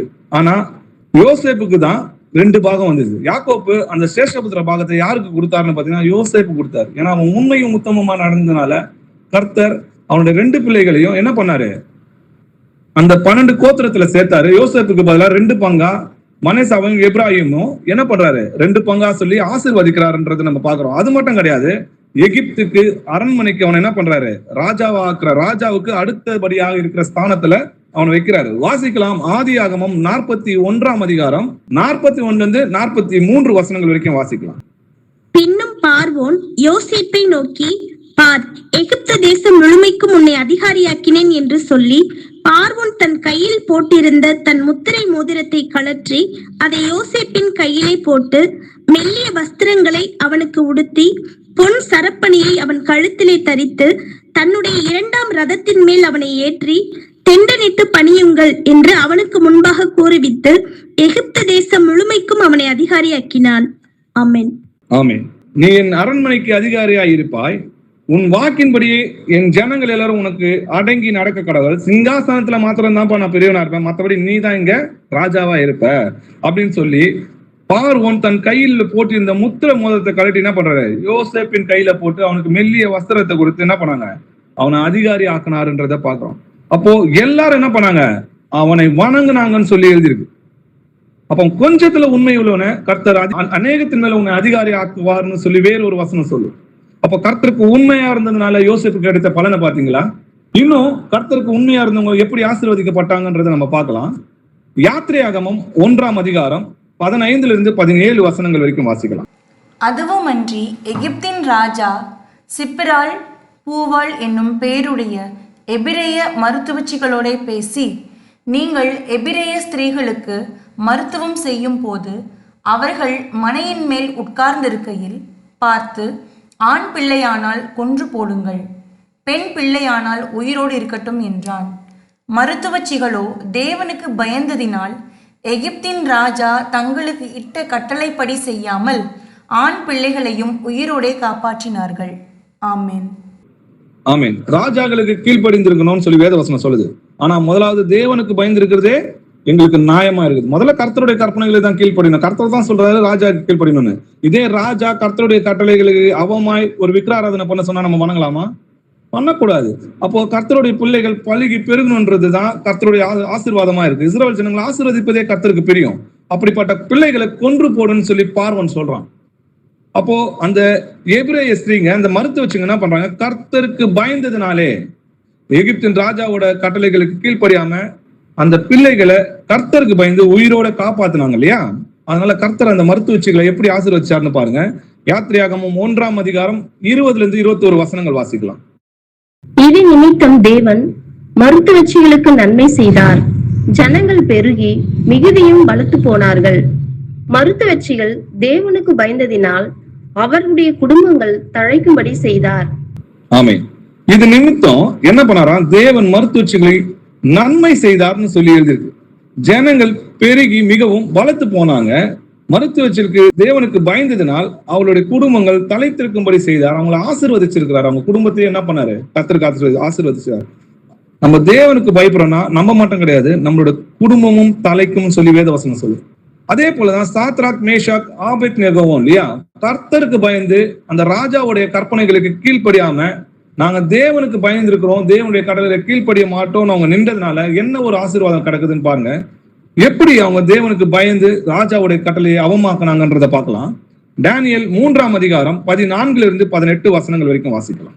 நேபுகாத்நேச்சார் அவர்களை நோக்கி, சாத்ராக் மேஷாக் ஆபேத்நேகோ என்பவர்களே, நீங்கள் என் தேவர்களுக்கு ஆராதனை செய்யாமலும் நான் நிறுத்தின பொற்சிலையை பணிந்து கொள்ளாமலும் இருந்தது மெய்தானா? இப்போதும் எக்காலம், நாகசுரம், கிண்ணரம், வீணை, சுரமண்டலம், தம்புரு முதலான சகலவித கீத வாத்தியங்களின் சத்தத்தையும் நீங்கள் கேட்கும் போது தாழ விழுந்து நான் பண்ணி வைத்த பொற்சிலையை பணிந்து கொள்ள ஆயத்தமாய் இருந்தால் நல்லது. பணிந்து கொள்ளாதிருந்தீர்களே ஆகில் அந்நேரமே எரிகிற அக்கினி சூளையின் நடுவிலே போடப்படுவீர்கள். உங்களை என் கைக்கு தப்புவிக்க போகிற தேவன் யார் என்றான். சாத்ராக் மேஷாக் ஆபேத்நேகோ என்பவர்கள் ராஜாவை நோக்கி, நேபுகாத்நேச்சாரே, இந்த காரியத்தை குறித்து உமக்கு உத்தரவு சொல்ல எங்களுக்கு அவசியம் இல்லை. நாங்கள் ஆராதிக்கிற எங்கள் தேவன் எங்களை தப்புவிக்க வல்லவராய் இருக்கிறார். அவர் எரிகிற அக்கினி சூளைக்கும் ராஜாவாகி உம்முடைய கைக்கும் நீங்களாக்கி விடுவிப்பார். விடுவிக்காமற் போனாலும் நாங்கள் உம்முடைய தேவர்களுக்கு ஆராதனை செய்வதும் இல்லை, நீர் நிறுத்தின பொற்சிலையை பணிந்து கொள்வதும் இல்லை என்கிறது ராஜாவாகி உமக்கு தெரிந்திருக்க கடவது என்றார்கள். ஆமென். ஆமென். இங்கேயும் ராஜாவுக்கு கீழ்ப்படினு தான் கர்த்தர் சொல்றாரு. ஆனா அவன் விக்கிராராதனை பண்ண சொல்றான் இல்லையா? அப்போ விக்கிராராதனை கர்த்தர் அருவருக்கிறார்னு சொல்லி எழுதியிருக்குது. அப்போ ஒரு சிலையை உண்டாக்கி நீ அதை பணிந்து கொள்ளனா என்ன பண்ணுவேன், எரிகிற அக்னி சூளை நடுவில் நீங்க போடப்படுவீங்க. உங்களை என் கைக்கு தப்பு வைக்கிற தேவன் யாருன்ற ஆணவத்துல அவங்க பேசுறாங்க. அதுக்கு அவங்களோட பதில் எப்படி இருந்துச்சு பாருங்களேன். சாத்ராக் மேஷாக் ஆபேத்நேகோ என்பவர்கள் ராஜாவை நோக்கி, நேபுகாத்நேச்சரே, இந்த காரியத்தை குறித்து உமக்கு உத்தரவு சொல்ல எங்களுக்கு அவசியம் கிடையாது. நான் உனக்கு நான் பயந்துகிட்டு இந்த காரியத்தை செய்வேன் நீங்க நினைக்காதீங்க. நாங்கள் ஆராதிக்கிற தேவன் எங்களை தப்பு வைக்க வல்லவராயிருக்கிறார். அவர் எரிகிற அக்னி சூளைக்கும் உங்களுடைய கைக்கும் நீங்களாக்கி என்னை விடுவிப்பார்னு சொல்றாங்க. ஏன் அப்படி சொல்றாருன்னு பாருங்க. அவரோட விசுவாசத்தை நீங்க பாத்தீங்கன்னா, இதுக்கு முன்னாடி அவங்க நிறைய ஜெபம் பண்ணிருப்பாங்க. நேபுகாத்நேச்சர் இஸ்ரேல் மேல படையெடுக்கும் போது அவங்க என்ன பண்ணிருப்பாங்க, ஜெபம் பண்ணிருப்பாங்க. அந்த ஜெபம் கேட்கப்படல. ஜெருசலேம் இடிக்கப்படக்கூடாதுன்னு ஜெபம் பண்ணியிருப்பாங்க, அந்த தேவாலயம் இடிக்கப்படக்கூடாதுன்னு ஜெபம் பண்ணியிருப்பாங்க. ஆனா தேவாலயம் இடிக்கப்படும். ஜனங்களை கொள்ளையடிச்சு கொண்டு போகக்கூடாது, அடிமைத்தனமா கொண்டு போகக்கூடாதுன்னு அவன் ஜெபம் பண்ணியிருப்பாங்க. ஜெபம் கேட்கப்படலை. ஜெருசலேமை சுத்தி நெருப்புனால் சுட்டரிச்சு அந்த ஜனங்களை கொன்று குவிச்சாங்க. அப்போ அவங்க ஜெபம் பண்ணியிருப்பாங்க.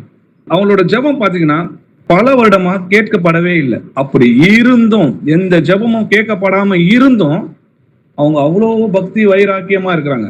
அதனாலதான் 18வது வசனம் பாருங்க, விடுவிக்காமல் போனாலும் நாங்கள் உம்முடைய தேவர்களுக்கு ஆராதனை செய்வதும் இல்லை, நீ நிறுத்தின பொற்சிலையை பணிந்து கொள்வதும் இல்லை என்கின்ற ராஜாவுக்கு உமக்கு தெரிந்திருக்க கடவுது. இதை பத்தி உனக்கு நான் பதில் சொல்லணும்னு அவசியம் கிடையாதுன்னு முன்னாடியே வசனத்துல சொல்லிட்டாங்க.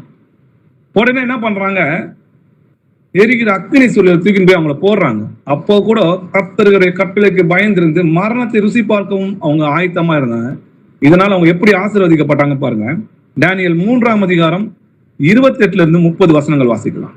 அப்பொழுது நெபுகாத்நேச்சார் வசனித்து, சாத்ராக், மேஷாக், ஆபேத்நேகோ என்பவர்களுடைய தேவனுக்கு ஸ்தோத்திரம், அவர்கள் தங்களுடைய தேவனை தவிர வேறொரு தேவனையும் சேவித்து பணியாமல் அவரையே நம்பி ராஜாவின் கட்டளையை தள்ளி தங்கள் சரீரங்களை ஒப்பு கொடுத்ததினால் அவர் தமது தூதனை அனுப்பி தம்முடைய தாசரை விடுவித்தார். ஆதலால் சாத்ராக், மேஷாக், ஆபேத்நேகோ என்பவர்களுடைய தேவனுக்கு விரோதமாக தூசண வார்த்தையை சொல்லுகிற எந்த ஜனத்தானும், எந்த ஜாதியானும், எந்த பாஷைக்காரனும் துண்டித்து போடப்படுவான். அவன் வீடு எருக்களமாக்கப்படும் என்று என்னாலே தீர்மானிக்கப்படுகிறது. இவ்விதமாய் ரட்சிக்கத்தக்க தேவன் வேறொருவரும் இல்லை என்றான். பின்பு ராஜா சாத்ராக், மேஷாக், ஆபேத்நேகோ என்பவர்களை பாபிலோன் தேசத்திலே உயர்த்தினான். ஆமென். ஆமென். சாத்ராக், மேஷாக், ஆபேத்நேகோ என்பவருடைய தேவனுக்கு ஸ்தோத்திரம். அவர்கள் தங்களுடைய தேவனை தவிர வேறொரு தேவனை சேவியாமலும் பணியாமலும் இருந்ததுனால, அவரையே நம்பி இருந்ததுனால ராஜாவின் கட்டளை தள்ளி தன்னுடைய சரீரங்களை நெருப்புக்கு ஒப்பு கொடுத்தாங்க. ஆனா கர்த்தர் பாருங்க, அவர்களை தூதர்களை அனுப்பி அவர்களை விடுவித்தார். அதனால சாத்ராக், மேஷாக், ஆபேத்நேகோ என்பவருடைய தேவனுக்கு விரோதமாக தூஷண வார்த்தை பேசின எந்த ஜாதி என்ன பண்ணுவாங்க, எருக்கலாக்கப்படுவாங்கன்னு சொல்லி தீர்மானம் எடுப்பது. அவர்களுடைய வீடுகள் எருக்கலாகும், அவங்களோட பிள்ளைகளை எருக்கலாக்கி போடுவாங்க. அதாவது நெருப்புல தள்ளி போடுவாங்க. இது என்ன கட்டளை, என்ன தண்டனை நீங்க அவங்களுக்கு கொடுப்பேன்னு சொன்னீங்களோ அதே தண்டனை நான் உங்களுக்கு கொடுப்பேன்னு சொல்லி அந்த ராஜாவாலேயே கட்டளை பிறக்கிறது. பின்பு என்ன பண்றாரு ராஜா, என்ன பண்றாரு, சாத்ராக், மேஷாக், ஆபேத்நேகோ என்பவர்களை பாபிலோன் தேசத்திலே உயர்த்தினான்னு சொன்னா அந்த இடத்துல எல்லாருக்கும் மேலாக அவளை உயர்த்தி எப்படி யோசேப்பை அதிகாரி ஆக்கினாரோ அதே போல இவங்களையும் தானியேலையும் என்ன பண்ணாரு, அதிகாரியா ஆக்கினாருன்றதை நம்ம பார்க்கலாம். அதே போல தாவீதும் கர்த்தருக்கு பயந்ததுனாலதான் இவ்வளவு பெரிய ஆசீர்வாதம் நம்ம தாவீதுக்கு கிடைச்சது. வாசிக்கலாம் 1 சாமுவேல் 24ஆம் அதிகாரம் 4-7 வசனங்கள் வாசிக்கலாம். அப்பொழுது தாவீதின் மனுஷர் அவனை நோக்கி, இதோ நான் உன் சத்துருவை உன் கையில் ஒப்பு கொடுப்பேன், உன் பார்வைக்கு நலமானபடி அவனுக்கு செய்வாயாக என்று கர்த்தர் உன்னோடே சொன்ன நாள் இதுதானே என்றார்கள். தாவீது எழுந்திருந்து போய் சவுலுடைய சால்வையின் தொங்கலை மெல்ல அறுத்து கொண்டான். தாவீது சவுலின் சால்வை தொங்கலை அறுத்து கொண்டது நிமித்தம் அவன் மனது அடித்து கொண்டிருந்தது. அவன் தன் மனுஷரை பார்த்து, கர்த்தர் அபிஷேகம் பண்ணின என் ஆண்டவன் மேல் என் கையை போடும்படியான இப்படிப்பட்ட காரியத்தை நான் செய்யாதபடிக்கு கர்த்தர் என்னை காப்பாராக, அவர் கர்த்தரால் அபிஷேகம் பண்ணப்பட்டவர் என்று சொல்லி தன் மனுஷரை சவுலின் மேல் எழும்ப ஒட்டாமல் இவ்வார்த்தைகளினால் அவர்களை தடை பண்ணினான். சவுல் எழுந்திருந்து கெபியை விட்டு வழியை நடந்து போனான். ஆமென். ஆமென். தாவீது மனுஷன் என்ன சொல்றாங்க பாருங்க, இதோ நான் உன் சத்ருவை உன் கையில் ஒப்பு கொடுப்பேன், உன் பார்வைக்கு நலமானபடி அவனுக்கு செய்வாயாக என்று கர்த்தர் உன்னோட சொன்ன நாள் இதுதான், நீ எழுந்து போய் சவுலை கொன்று போடுன்னு சொல்றாங்க. கர்த்தர் தான் சொல்றாரு, சவுலை உங்ககிட்ட நான் ஒப்பு வைப்பேன், அவனை உன் இஷ்டப்படின்னு செய்யணும். ஆனா தாவீது என்ன சொல்றாரு, இவர் கர்த்தரால் அபிஷேகம் பண்ணப்பட்டவராமே, கர்த்தரால் அபிஷேகம் பண்ணப்பட்டவர் மேல நான் எப்படி அவர் மேல நான் கையை வச்சு அந்த பாவத்திற்கு நான் பங்காளியா எப்படி இருப்பேன், தேவனுடைய நாமத்தை நான் தூஷிக்கிறபடி நான் நடக்க மாட்டேன். ஒண்ணு அவர் வயது சென்று மறிக்கணும், இல்ல கர்த்தரை அவரை கொண்டு போகணும், இல்ல அவன் யுத்தத்துல போய் மாண்டு போகணும், இல்லாட்டி நான் அவர் மேல கையை வைக்கணும். கர்த்தருக்கு இன்னொரு முறையும் இந்த வாய்ப்பை கொடுப்பாரு. தாவீதுக்கு இன்னொரு முறையும் வாய்ப்பு கொடுப்பா. அவன் என்ன சொல்லுவாங்க, 2 குத்தா குத்தாம ஒரே குத்தா நான் கொன்று போடவான்னு சொல்லும் போது, கர்த்தர் அபிஷேகம் பண்ணவர் மேல உன் கையை வைத்து நீ குற்றமற்றவனா இருப்பது எப்படின்னு சொல்லி, கர்த்தர் அபிஷேகம் பண்ணவர் மேல நீங்க கையை வைக்க கூடாதுன்னு சொல்லி அவரும் அந்த பாவத்தை செய்ய விடல. மற்றவர்களையும் தன்னோட கூட இருந்தவங்களையும் என்ன பண்ணல, செய்ய விடாம அவரை பாதுகாத்தார். ஏன்னா கர்த்தரால் அவர் அபிஷேகம் பண்ணப்பட்டவர் ஆமென்னு சொல்லி கர்த்தருக்கு பயந்து தான் என்ன பண்றாரு, அவரோட நாமத்துக்கு பயந்து இந்த பாவத்தை நான் செய்ய மாட்டேன், ஏன்னா ராஜாவே ஆகாட்டியும் பரவாயில்ல இந்த காரியத்தை நான் செய்ய மாட்டேன், ஒண்ணு அவர் வயது சென்று மறிக்கணும், இல்ல யுத்தத்துல போய் மறிக்கணும், இல்ல கர்த்தராக கொண்டு போகணும், நான் கர்த்தர் அபிஷேகம் பண்ண அந்த ராஜா மீது நான் கையை வைக்க மாட்டேன் அப்படின்னு சொல்லி கர்த்தருக்கு பயந்து இருந்தார். ஒரு என்ன சொல்றான், நான் சவுலை கொன்னுட்டேன் அப்படின்னு தாவீது கிட்ட ஒருத்தன் அறிவிக்கிறான், எதனா நமக்கு பரிசு கொடுப்பாங்கன்னு. அதுக்கு தாவீது என்ன பண்ணாருன்னு பார்க்கலாம். 2 சாமுவேல் 1ஆம் அதிகாரம் 14-15 வசனங்கள் வாசிக்கலாம். தாவீது அவனை நோக்கி, கர்த்தர் அபிஷேகம் பண்ணினவரை கொன்று போடும்படி நீ உன் கையை நீட்ட பயப்படாமல் போனது என்ன என்று சொல்லி வாலிபரில் ஒருவனை கூப்பிட்டு, நீ கிட்ட போய் அவன் மேல் விழுந்து அவனை வெட்டு என்றான். அவன் அவனை வெட்டினான், அவன் செத்தான். ஆமென். ஆமென். அப்போ கர்த்தர் அபிஷேகம் பண்ணினவரை கொன்று போடும்படி நீ உன் கையை நீட்டு பயப்படாமல் போனது என்ன அப்படின்னு சொல்லி அந்த சொன்ன உன் வாயினாலே நான் ஆய்ந்திருக்கிறேன் சொல்லி அவனை வெட்டி போட்டதை நம்ம பார்க்கிறோம். அப்போ கர்த்தருக்கு பயந்து இருந்தாருன்னு சொல்லி எழுது. அதனாலதான் என் இருதயத்துக்கு ஏற்ற தாசன் சொல்லி தாவீது சொல்றாரு இல்லையா. இன்னொரு விஷயத்தை பார்க்கலாம். 2 சாமுவேல் 23ஆம் அதிகாரம் 14-17 வசனங்கள் வரைக்கும் வாசிக்கலாம். தாவீது அரணான ஒரு இடத்தில் இருந்தான். அப்பொழுது பெலிஸ்தரின் தானயம் பெத்லஹேமிலே இருந்தது. தாவீது பெத்லஹேமின் ஒளிமுக வாசலில் இருக்கிற கிணற்றின் தண்ணீரின் மேல் ஆவல் கொண்டு, என் தாகத்திற்கு கொஞ்சம் தண்ணீர் கொண்டு வருகிறவன் யார் என்றான். அப்பொழுது இந்த 3 பராக்கிரமசாலிகளும் பெலிஸ்தரின் பாளையத்திலே துணிந்து புகுந்து போய் பெத்லஹேமின் ஒளிமுக வாசலில் இருக்கிற கிணற்றிலே தண்ணீர் மொண்டு தாவீதின் இடத்தில் கொண்டு வந்தார்கள். ஆனாலும் அவன் அதை குடிக்க மனதில்லாமல் அதை கர்த்தருக்கென்று ஊற்றி போட்டு, கர்த்தாவே, தங்கள் பிராணனை எண்ணாமல் போய் வந்த அந்த மனுஷரின் இரத்தத்தை குடிக்கும் இந்த செயல் எனக்கு தூரமாய் இருப்பதாக என்று சொல்லி அதை குடிக்க மனதில்லாதிருந்தான். இப்படி இந்த 3 பராக்கிரமசாலிகளும் செய்தார்கள். ஆமென். ஆமென்.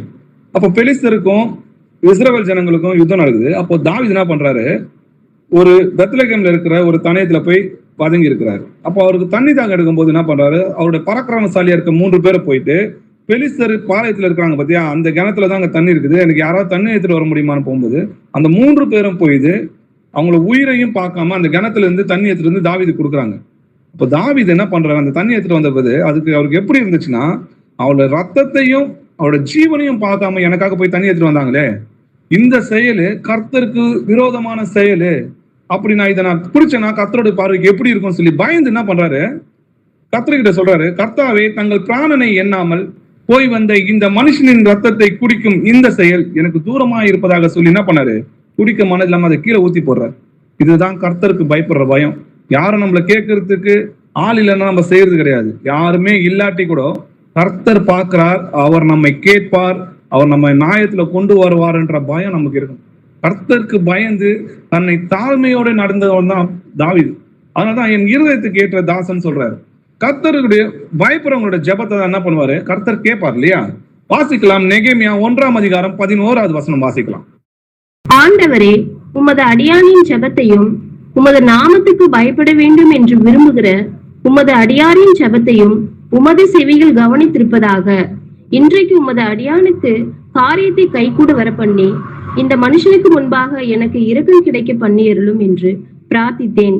நான் ராஜாவுக்கு பான பாத்திரக்காரனாய் இருந்தேன். நெகேமியா ஜெபிக்கிறத பாருங்க.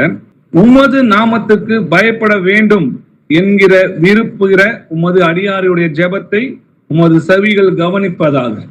உமது நாமத்துக்கு பயந்து இருக்கிறனே, என்னோட ஜெபத்தை கேளுங்கப்பான்னு சொல்லி கேட்கிறார். அப்போ நம்மளும் ஆண்டவருக்கு பயந்து இருந்தோம்னா நிச்சயமா கர்த்தர் நமக்கு செவி கொடுப்பார்.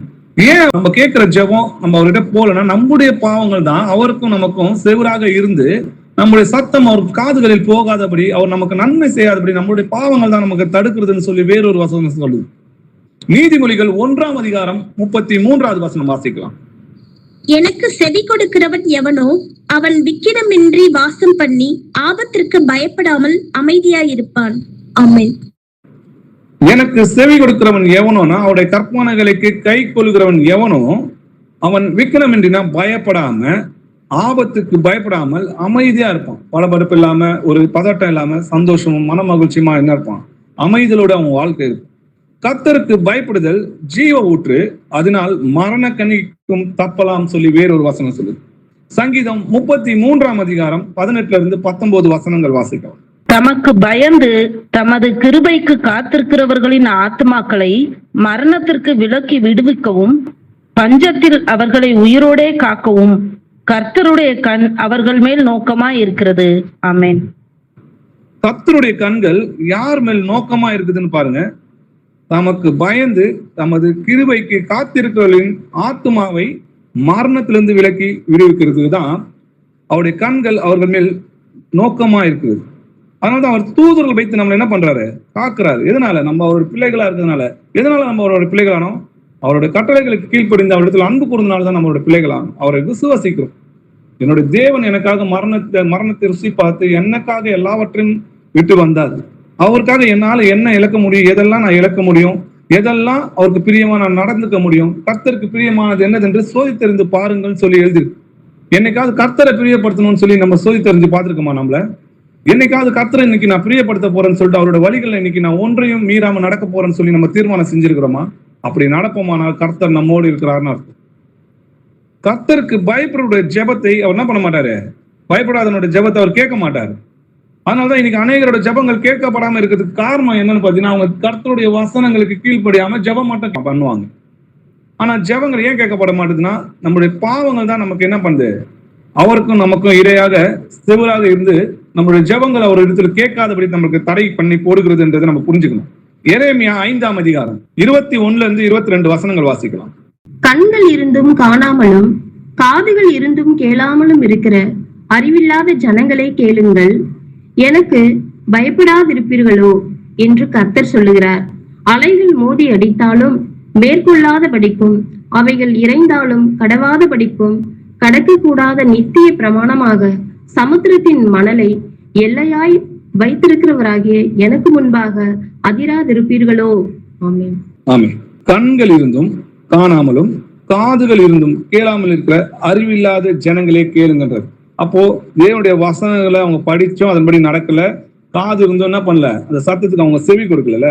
அதனால பாத்தீங்கன்னா 22வது வசனம், எனக்கு பயப்படாது இருப்பீர்களோ அப்படின்னு கர்த்தர் கேட்கிறார். அலைகள் மோதி அடித்தாலும் மேற்கொள்ளாத படிக்கும், அவைகள் இறைந்தாலும் கடவாத படிக்கும், கடக்க கூடாத நித்திய பிரமாணமாக சமுத்திரத்தின் மணலை எல்லையாக வைத்திருக்கிற எனக்கு முன்பாக நீங்க அதிராதிருப்பீர்களோ கேட்கிறோம். எனக்கு இவ்வளவு வல்லமை, இவ்வளவு உங்களை உண்டாக்குன எனக்கு நீ என்ன பண்ண மாட்டீங்க? பயப்படாம இருக்கிறீங்களா அப்படின்னு கேட்கிறார் இல்லையா? எரேமியா 44 அதிகாரம் 10-12 வசனங்கள் வாசிக்கலாம். அவர்கள் இந்நாள் மட்டும் மனம் நொறுங்குண்டதும் இல்லை, அவர்கள் பயப்படுகிறதும் இல்லை. நான் உங்கள் முன்பாகவும் உங்கள் பிதாக்கள் முன்பாகவும் வைத்த என் வேதத்தின்படியும் என் கட்டளைகளின் படியும் நடக்கிறதும் இல்லை. ஆகையால் இஸ்ரவேலின் தேவனாகிய சேனைகளின் கர்த்தர் சொல்லுகிறது என்னவென்றால், இதோ நான் உங்களுக்கு தீங்குண்டாகவும் யூதா அனைத்தையும் சங்கரிக்கத்தக்கதாகவும் என் முகத்தை உங்களுக்கு விரோதமாக திருப்பி எகிப்து தேசத்திலே தங்கும்படிக்கு வர தங்கள் முகங்களை திருப்பின மீதியான யூதரை வாரிக்கொள்ளுவேன். அவர்கள் அனைவரும் எகிப்து தேசத்திலே நிர்மூலமாவார்கள். அவர்கள் சிறியவன் முதல் பெரியவன் வரைக்கும் பட்டயத்துக்கு இரையாகி பஞ்சத்தாலும் நிர்மூலமாவார்கள். அவர்கள் பட்டயத்தாலும் பஞ்சத்தாலும் செத்து சாபமும் பாழும் பழிப்பும் நிந்தையும் ஆவார்கள். ஆமென். அவர்களுடைய மனம் மட்டும் என்ன பண்றது இல்ல, நொறுங்குன்றது இல்ல, மனம் திரும்புறது இல்லைன்னு சொல்றாரு. அவர்கள் பயப்படுறது கிடையாது. நான் எவ்வளவு அவங்களை சிரிச்சுக்கிறேன், அவங்களுக்கு தண்டனை கொடுக்குறேன், அப்போ கூட என்ன பண்ணல, அவங்க மனம் திரும்ப மாட்டாங்க. என் வேதத்தின்படியும் என் கட்டளையின்படியும் அவங்க நடக்கிறது கிடையாது. அதனால நான் என்ன பண்ண, அவங்களுக்கு தீங்கு உண்டாகவும் யூதா அனைத்தையும் சங்கரிக்கும்படியாக நான் என்ன பண்ணுவேன், அவர்களை பஞ்சத்தாலும் பட்டயத்தாலும் செத்து சாபமும் பாலும் பழிப்பும் நிந்தையும் ஆவாங்க. இதுதான் ஆண்டவருடைய கட்டளைகளை கீழ்ப்படியாம அவர் சத்தத்துக்கு செவி கொடுக்காம நடந்தோம்னா கடைசியில நமக்கும் அதான் நடக்கும். சொந்த ஜனத்தை தப்ப விடாத கர்த்தர் உன்னை என்னை என்ன பண்ண மாட்டாரு? தப்ப விட மாட்டார். இந்த ஜனங்கள் தங்கள் வாயினால் என்னிடத்தில் சேர்ந்து தங்கள் உதவிகளால் என்னை கனம் பண்ணுகிறார்கள்.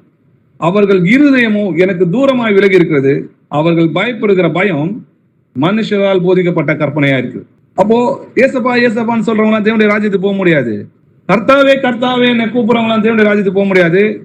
என் பிதாவின் சித்தத்தின்படி செய்கிறவன் தான் என்ன பண்ண முடியும்? தேவனுடைய ராஜ்யத்துக்கு போக முடியும். அப்ப இவங்க பயப்படுற பயம் எப்படி இருக்குன்னா, மனுஷருடைய கற்பனையா இருக்குது. இன்னைக்கு தேவாலயம், பாஸ்டர், தசம பாகம், காணிக்க, ஆலயத்துல வேலை செஞ்சா நான் தேவனுடைய ராஜ்யத்துக்கு போயிடுவேன். நியாயப்பிரமாணத்தின் கிரியையினால நீதிமான் ஆகிற விரும்புகிற யாவரும் கிறிஸ்துவோட கிருபையிலிருந்து விழுந்து போனாங்கன்னு சொல்லி எழுதியிருக்கு. அப்ப நீ யாருக்கு அஞ்சி பயப்படுகிறாய்? நீ பொய் சொல்கிறாய் சொல்லி கர்த்தர் சொல்றாரு. ஏசாயா 57 அதிகாரம் 11-12 வசனங்கள் வாசிக்கலாம். நீ யாருக்கு அஞ்சி பயப்படுகிறாய்? நீ பொய் சொல்லுகிறாயே. நீ என்னை நினையாமலும் உன் மனதிலே வைக்காமலும் போகிறாய். நான் வெகு காலம் மௌனமாய் இருந்தேன் அல்லவா? ஆகையால் எனக்கு பயப்படாதிருக்கிறாய். உன் நீதியையும் உன் கிரியைகளையும் நான் வெளிப்படுத்துவேன். அவைகள் உனக்கு உதவாது. ஆமென். ஆமென். நீ யாருக்கு அஞ்சி பயப்படுகிறாய்? நீ பொய் சொல்றன்னு சொல்றாரு கர்த்தர். நீ என்னை நினையாமலும் உன் மனதில என்னை வச்சு யோசிக்காமலும், நான் வெகு நாள் உன்னை எதுவுமே கவனிக்காம அப்படியே உன்னை விட்டுருந்தனால என்ன பண்ற? நீ பயப்படாம இருக்கிற. உனக்கு ஆபத்து காலம் வரும். அப்போ உன் நீதியை உன் கிரியை நான் வெளிப்படுத்துவேன். அவைகள் என்ன பண்ணாது? உனக்கு உதவாது. ஏன்னா நம்மளுடைய நீதிகள்லாம் எப்படி இருக்குது? கிழிந்த கந்தலை போல இருக்குது. கர்த்தருடைய வசனத்தின்படி நடப்பதே நீதி. நீதிமொழிகள் 1 அதிகாரம் 24-27 வசனங்கள் வரைக்கும் வாசிக்கலாம். நான் கூப்பிட்டும் நீங்கள் கேட்க மாட்டோம் என்கிறீர்கள். நான் என் கையை நீட்டியும் கவனிக்கிறவன் ஒருவனும் இல்லை. என் ஆலோசனையெல்லாம் நீங்கள் தள்ளி என் கடிந்து கொள்ளுதலை வெறுத்தீர்கள். ஆகையால் நானும் உங்கள் ஆபத்து காலத்தில் நகைத்து நீங்கள் பயப்படும் காரியம் வரும்போது ஆகடியம் பண்ணுவேன். நீங்கள் பயப்படும் காரியம் குசல் போல் வரும்போதும், ஆபத்து சூறாவளி போல் உங்களுக்கு நேரிடும் போதும், நெருக்கமும் இடுக்கமும் உங்கள் மேல் வரும்போதும் ஆகடியம் பண்ணுவேன். ஆமென். ஆண்டவர் எவ்வளவு முறை தேவ வசனங்கள் மூலமாகவும், மூப்பர்கள் மூலமாகவும், சகோதரிகள் மூலமாகவும் வேதத்தை படிக்கும் போது நம்ம என்ன பண்றாரு? உணர்த்துறாரு. ஆனா நம்ம என்ன பண்ண மாட்டோம்? கேட்க மாட்டோம். அதனாலதான் கர்த்தர் சொல்றாரு, நான் கூப்பிட்டும் நீங்கள் கேட்க மாட்டோம் என்று முரட்டாட்டம் பண்றாங்க இல்லையா? வசனத்தை கீழ்ப்படியாம எதிர்த்து நிக்கிறாங்க. நான் என் கையை நீட்டியும் கவனிக்கிறவன் ஒரு அவர் ஆண்டவர் என்ன பண்றாரு? சிக்ஷிக்கிறாரு, சிக்ஷை கொடுக்கிறாரு. ஆனாலும் அவங்க என்ன பண்ண மாட்டாங்க? மன திரும்ப மாட்டாங்க. என் ஆலோசனை எல்லாம் நீங்கள் தள்ளி என் கடிந்து கொள்ளுதல் என்ன பண்ணீங்க? வெறுத்தீங்க. அப்பவும் கர்த்தர் மேலதான் இவங்க என்ன பண்ணாங்க? கோபமா இருந்தாங்க. அவர் ஆலோசனை படி நடக்கல. அவர் கடிந்து கொள்ளுதலை கேட்டு மனமும் திரும்பல. ஆகையால் நானும் உங்கள் ஆபத்து காலத்தில் நகைத்து, உங்களுக்கு ஒரு ஆபத்து காலம் வரும். அன்னைக்கு நீங்க எனக்கு நோக்கி கூப்பிடுவீங்க, ஜெபம் பண்ணுவீங்க, கதறி அழுவீங்க. நான் என்ன பண்ணுவேன்? நான் நகைத்து நீங்கள் பயப்படும் காரியம் வரும்போது ஆகரியம் பண்ணுவேன். நான் கேட்க மாட்டேன். நீங்க எதுக்கு பயப்படுறீங்களோ அது உங்க மேல வரும். நீங்கள் பயப்படுற காரியம் பூசல் போல் வரும்போது, ஆபத்து சூறாவளி போல் உங்களுக்கு நேரிடும் போது, நெருக்கமும் இடுக்கணும் உங்கள் மேல் வரும்போது நான் ஆகரியம் பண்ணுவேன்னா, நான் உன்னுடைய ஜெபத்தை கேட்க மாட்டேன். அன்னைக்கு நீ என்ன கத்தினாலும் என்ன பண்ண மாட்டேன்? கேட்க மாட்டேன். ஏசா சிரேஷ்டபுத்திர பாகத்தை இழந்து போயிட்டு பின்பு அது மனமாறி கதறி அழுந்த போதும் அவனுக்கு கிடைக்கலன்றதை நம்ம பார்க்கிறோம். இதெல்லாம் திஷ்டாங்கமா நமக்கு எழுதப்பட்டிருக்கு. அப்போ நியாயத்தீர்ப்புக்கு நம்ம பயப்பட வேண்டும். வாசிக்கலாம். யோபு 19 அதிகாரம் 29 வசனம் வாசிக்கலாம். பட்டயத்துக்கு பயப்படுங்கள், நியாய தீர்ப்பு உண்டு என்கிறதை நீங்கள் அறியும் பொருட்டு மூர்க்கமானது பட்டயத்தினால் உண்டாகும் ஆக்கினையை வரப்பண்ணும் என்றான். ஆமென். பட்டயத்துக்கு பயப்படுங்க. தேவனுடைய வசனமே பட்டயமா இருக்குது இல்லையா? என்னை தள்ளி என் வசனத்தை ஏற்றுக்கொள்ளாதவனை நியாயம் தீர்க்கிறது ஒன்று இருக்கிறது. நான் சொன்ன வசனமே அவனை நியாயம் தீர்க்கும். அப்போ கடைசி நாள்ல அவருடைய வசனம் தான் நம்மளை நியாயம் தீர்க்க போகுது. அப்போ பட்டயத்துக்கு பயப்படுங்கள், நியாய தீர்ப்பு உண்டு என்கிறதை நீங்கள் அறியும் பொருள். அப்போ கர்த்தருடைய வசனத்துக்கு நீங்க பயப்படுங்க. ஏன்னா நியாய தீர்ப்பு நிச்சயமா இருக்குது. மூர்க்கமானது பட்டயத்தால் உண்டாகும் ஆக்கினையை வரப்பண்ணும்னு சொல்லி, அதனால்தான் வெறும் சரீரத்தை மாத்திரம் கொலை செய்யறதுக்கு நீங்க பயப்படாதீங்க, ஆத்மாவையும் சரீரத்தையும் கொல்ல வல்லவருக்கு நீங்க பயப்படணும்னு சொல்லி எழுதிருக்கு. அப்போ பட்டயத்துக்கு பயப்படணும்னா ஆண்டோடைய வசனமே பட்டயம் சொல்லி எழுதிருக்கு. சங்கீதம் 119 அதிகாரம் 120 வசனம் வாசிக்கலாம். உமக்கு பயப்படும் பயத்தால் என் உடம்பு சிலிர்க்கிறது. உமது நியாய தீர்ப்புகளுக்கு பயப்படுகிறேன். ஆமென். உமக்கு பயப்படும் பயத்தால் என் உடம்பு சிலிர்க்கிறதுன்னு சொல்லி தாவீது சொல்றாரு. உமது நியாய தீர்ப்புக்கு பயப்படுகிறேன். அப்போ அவர் தீர்க்கதரிசியா இருந்து இதை சொல்லுகிறபடினால அந்த நியாய தீர்ப்பு எவ்வளவு பயங்கரமா இருக்குன்றதை யோசிச்சு பாருங்க. தமக்கு விரோதமாய் அவபக்திகள் உள்ள பாவிகள் பேசின கடின வார்த்தைகள் எல்லாவற்றிற்கும் அவர்களை கண்டிக்கிறதற்கும் ஆயிரமான தமது பரிசுத்தவான்களுடைய நமது கர்த்தர் வருகிறார்னு சொல்லி முன்னறிவித்திருக்கிறாரு. அப்போ நியாய தீர்ப்பு நிச்சயமா இருக்குது இல்லையா? ஏனென்றால் சரீரத்தில் அவனவன் செய்த நன்மைக்காவது தீமைக்காவது தக்க பலனை அடையும்படி நம் எல்லோரும் கிறிஸ்துவின் நியாய சிங்காசனத்துக்கு முன்பாக என்ன பண்ணோம்? வெளிப்பட வேண்டும் சொல்லி எழுதியிருக்கு. ஆகையால் கர்த்தருக்கு பயப்படத்தக்கதென்று அறிந்து மனுஷனுக்கு புத்தி சொல்லுகிறோம் சொல்லி எழுதியிருக்கு. அப்போ கர்த்தருக்கு பயந்தாதான் நம்ம நியாய தீர்ப்புல அவருக்கு முன்னாடி நிக்கணும்னா என்ன பண்ணணும்? அன்பு தான், பயம் இல்லைன்னு சொல்லியிருக்கு. அப்போ நம்ம அன்புள்ளவர்களா இருக்கிறதுனா ஆண்டவருடைய கட்டளையின்படி நம்ம நடக்கலாம் இருந்தா நமக்கு நியாய தீர்ப்பு பத்தி பயம் கிடையாது. இன்னைக்கு செத்தா நான் தேவனுடைய ராஜ்யத்துல இருப்பேன். ஏன்னா கர்த்தர் எனக்குள்ள இருக்கிறார், அந்த சந்தோஷம் எனக்குள்ள இருக்குது. என்றென்றைக்கும் அவர் வரும்போது நான் மரணத்தை காண மாட்டேன், அவருக்குள்ள என்றென்றைக்கும் நான் பிழைத்திருக்கிறன்ற சந்தோஷம் இருக்கணும்னா நியாய தீர்ப்புக்கு நம்ம பயப்படக்கூடாதுன்னா அவருக்கு முன்பாக நம்ம கட்டளை கீழ்ப்படிந்து நடக்கணும். அப்படி நியாய தீர்ப்புல நம்ம கேள்விகள் கேட்பாரு, அன்னைக்கு நம்ம பயந்து ஒளிஞ்சு நடுங்க போறோம்னா எதனால? ஆதாம் கற்பனைகளுக்கு கீழ்ப்படியாம பாவம் செஞ்சனால்தான், நிர்வாணியாய் நின்றதுனால்தான் ஓடி போய் ஒளிஞ்சு போனான். அதே தான் வெளிப்படுத்தின விஷயத்துல சொல்றான், இதோ திருடனை போல வருகிறேன், உன் மானம் காணப்படத்தக்கதாக உன் நிர்வாணத்தை காத்துக்கொள் சொல்லி கர்த்தர் சொல்றார். காரியத்தின் கடைத்தொகை கேட்பமாக சொல்லி பிரசங்கி சொல்றார் இல்லையா? தேவனுக்கு பயந்து அவர் கற்பனைகளை கைக்கொள். எல்லா மனுஷன் மேலும் விழுந்த கடமை இதுதான். ஒவ்வொரு கிரியையும் அந்தரங்கமான ஒவ்வொரு காரியத்தையும், நல்ல வசனம் பாருங்க, ஒவ்வொரு கிரியை மட்டும் சொல்ல அந்தரங்கமான காரியம். நீங்க வீட்டுக்குள் பேசுறது என்ன பண்ணுவாரா? வீதிகள்ல கேட்கப்படும் சொல்றாரு இல்லையா? நன்மையானாலும் சரி தீமையானாலும் சரி தேவன் நியாயத்திலே கொண்டு வந்து நிறுத்துவார்னு சொல்லி எழுது. அப்போ இப்படிப்பட்ட நியாய தீர்ப்பு இருக்கிறதுனால நம்ம என்ன பண்ணோம்? எல்லா அசுதியும் நீங்க நம்மை சுத்திகரித்து கொண்டு பரிசுத்தமாக்குதலை தேவ பயத்தோடைய பூரணமாக கடவுதுன்னு சொல்லி எழுதியிருக்கு. வாசிக்கலாம். பிலிப்பியர் 2ஆம் அதிகாரம் 12வது வசனம் வாசிக்கலாம். ஆதலால் எனக்கு பிரியமானவர்களே, நீங்கள் எப்பவும் படிக்கிறபடியே நான் உங்களுக்கு சமீபமாய் இருக்கும் பொழுது மாத்திரமல்ல, நான் தூரமாய் இருக்கிற இப்பொழுதும் அதிக பயத்தோடும் நடுக்கத்தோடும் உங்கள் ரட்சிப்பு நிறைவேற பிரயாசப்படுங்கள். ஆமேன். ஆமேன். நம்ம ரட்சிப்பு முழுமை அடையணும்னா எப்படி பண்ணுமா? அதிக பயத்தோடு நடுக்கத்தோடும் உங்கள் ரட்சிப்பு நிறைவேற பிரயாசப்படும். நித்திய ஜீவனை இழந்து போயிடுவோமோன்ற அந்த பயம் எப்பொழுதும் நம்ம இருதயங்கள் இருக்கணும். கர்த்தருடைய வசனத்தை மீறி நடந்துருவோமோ அப்படின்ற சொல்லி நிதானமாய் நடக்கிறவன் பாக்கியவான் சொல்லி எழுது. அப்போ ஆண்டவருக்கு பயந்து அஞ்சி அவருடைய வழிகள்ல எல்லாமே நம்ம நடந்து போமானா நம்ம நித்திய ஜீவனை பெற்றுக்கொள்வோம். அதிக பயத்தோடும் நடுக்கத்தோடும் உங்கள் ரட்சிப்பு நிறைவேற பிரயாசப்படுங்கள்னு சொல்லி எழுதியிருக்கு. எல்லா அசுதியும் நீங்க நம்மை சுத்திகரித்து கொண்டு பரிசுத்தமாக்குதலை தேவ பயத்தோட பூரணமாக்க கடவுதுன்னு சொல்லி வேறொரு வசனம் சொல்லுது. ஆதலால் அசைவில்லாத ராஜ்யத்தை பிறகுகளாகிய நாம் பயத்தோடும் பக்தியோடும் தேவனுக்கு பிரியமாய் ஆராதனை செய்யும்படி கிருபையை பற்றி கொண்டிருப்போம். நம்முடைய தேவன் பட்சிக்கிற அக்னியா இருக்கிறார்னு சொல்லி எழுதியிருக்கு. சொந்த ஜனங்க தப்பு பண்ணும்போது வனாந்தரத்துல கொன்று போட்ட கர்த்தர் உங்களையும் என்னையும் தப்ப விட மாட்டார். அப்போ இதெல்லாம் திஷ்டாந்தமா இருக்குது. அப்போ தேவனுக்கு பயந்து நடக்கிறது தான் காரியத்தின் கடைத்தொகை. அவர் கற்பனைகளை கைக்கொள். எல்லா மனுஷன் மேலும் விழுந்த கடமை இதுதான். ஒவ்வொரு கிரியையும் அந்தகாரமான காரியத்தையும் நன்மையானாலும் சரி தீமையானாலும் சரி தேவன் நியாயத்திலே கொண்டு வருவார். நம்முடைய தேவன் பட்சிக்கிற அக்னியா இருக்கிறார். ஆமென். அப்பா, உம்மை துதிக்கிறோம், உம்மை போற்றுகிறோம். நீ நல்லவர், வல்லவர், இரக்கமும் நீதியும் கிருபை உள்ள தேவனா இருக்கு கர்த்தாவே. உம்மை போற்றுகிற ராஜா, உம்மை புகழுகிற ராஜா. உமக்கு முன்பாக முழங்கால் யாவரும் முடங்க கடவுது கர்த்தாவே. எங்கள் மீது நீங்க கொண்ட அன்புக்கு நாங்கள் பாத்திரவானா இல்ல கர்த்தாவே. இன்னமும் எங்ககிட்ட அநேக குறைகள் இருக்குது கர்த்தாவே. நீர் எங்களை பரிசுத்தப்படுத்துகிற கர்த்தர்னு சொல்லி எழுதியிருக்கு கர்த்தாவே. நாங்க எதெல்லாம் குறை உள்ளவர்களா இருந்தோமோ, எதெல்லாம் நமக்கு மீறி நடந்திருந்தோமோ அதெல்லாவற்றையும் எங்களை மன்னித்திரு கர்த்தாவே. நாங்க உங்களுடைய வழிகளில் நடக்க, எங்களுடைய வசனத்தின்படி நடக்க கத்துக் கொடுத்திரு கர்த்தாவே. எங்களை பரிசுத்தப்படுத்துங்க கர்த்தாவே. இன்னும் பரிசுத்தப்படுத்துங்கப்பா. பரிசுத்தம் இன்னும் பரிசுத்தமாகட்டும் சொல்லி எழுதியிருக்கிறபடி இன்னும் எங்க கிட்ட என்னென்ன இருக்குதோ கர்த்தாவே நீங்க சுத்தப்படுத்துங்கப்பா. நீங்க எங்களை சுத்தப்படுத்துகிறவர்னு சொல்லி எழுதியிருக்குப்பா. எங்களுடைய பரிகாரிப்பா, நீங்க எங்களை வழி நடத்துங்கப்பா. எங்களுடைய ஆவி, ஆத்மா, சரீரம் முழுவதும் உங்களுடைய பாதங்களை ஒப்பு கொடுக்குறோம்ப்பா. நீங்கள் வரும்போது அது கரைத்திரை அற்றதாக பரிசுத்தமாய் காணப்படும்படியாக எங்களை காத்துக் கொள்ளுங்கப்பா. அப்பா, இங்க ஜெபிக்கிற எல்லா சகோதர சகோதரிகளும் கர்த்தராகிய இயேசு கிறிஸ்து நாமத்தினால ஆசீர்வதித்து அவர்களுடைய பாதங்களை ஒப்பு கொடுக்குறோம்ப்பா.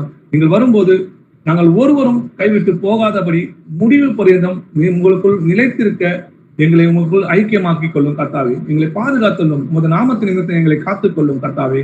அப்பா, துதியும் கனமும் மகிமையும் உமக்கே செலுத்துற ராஜா.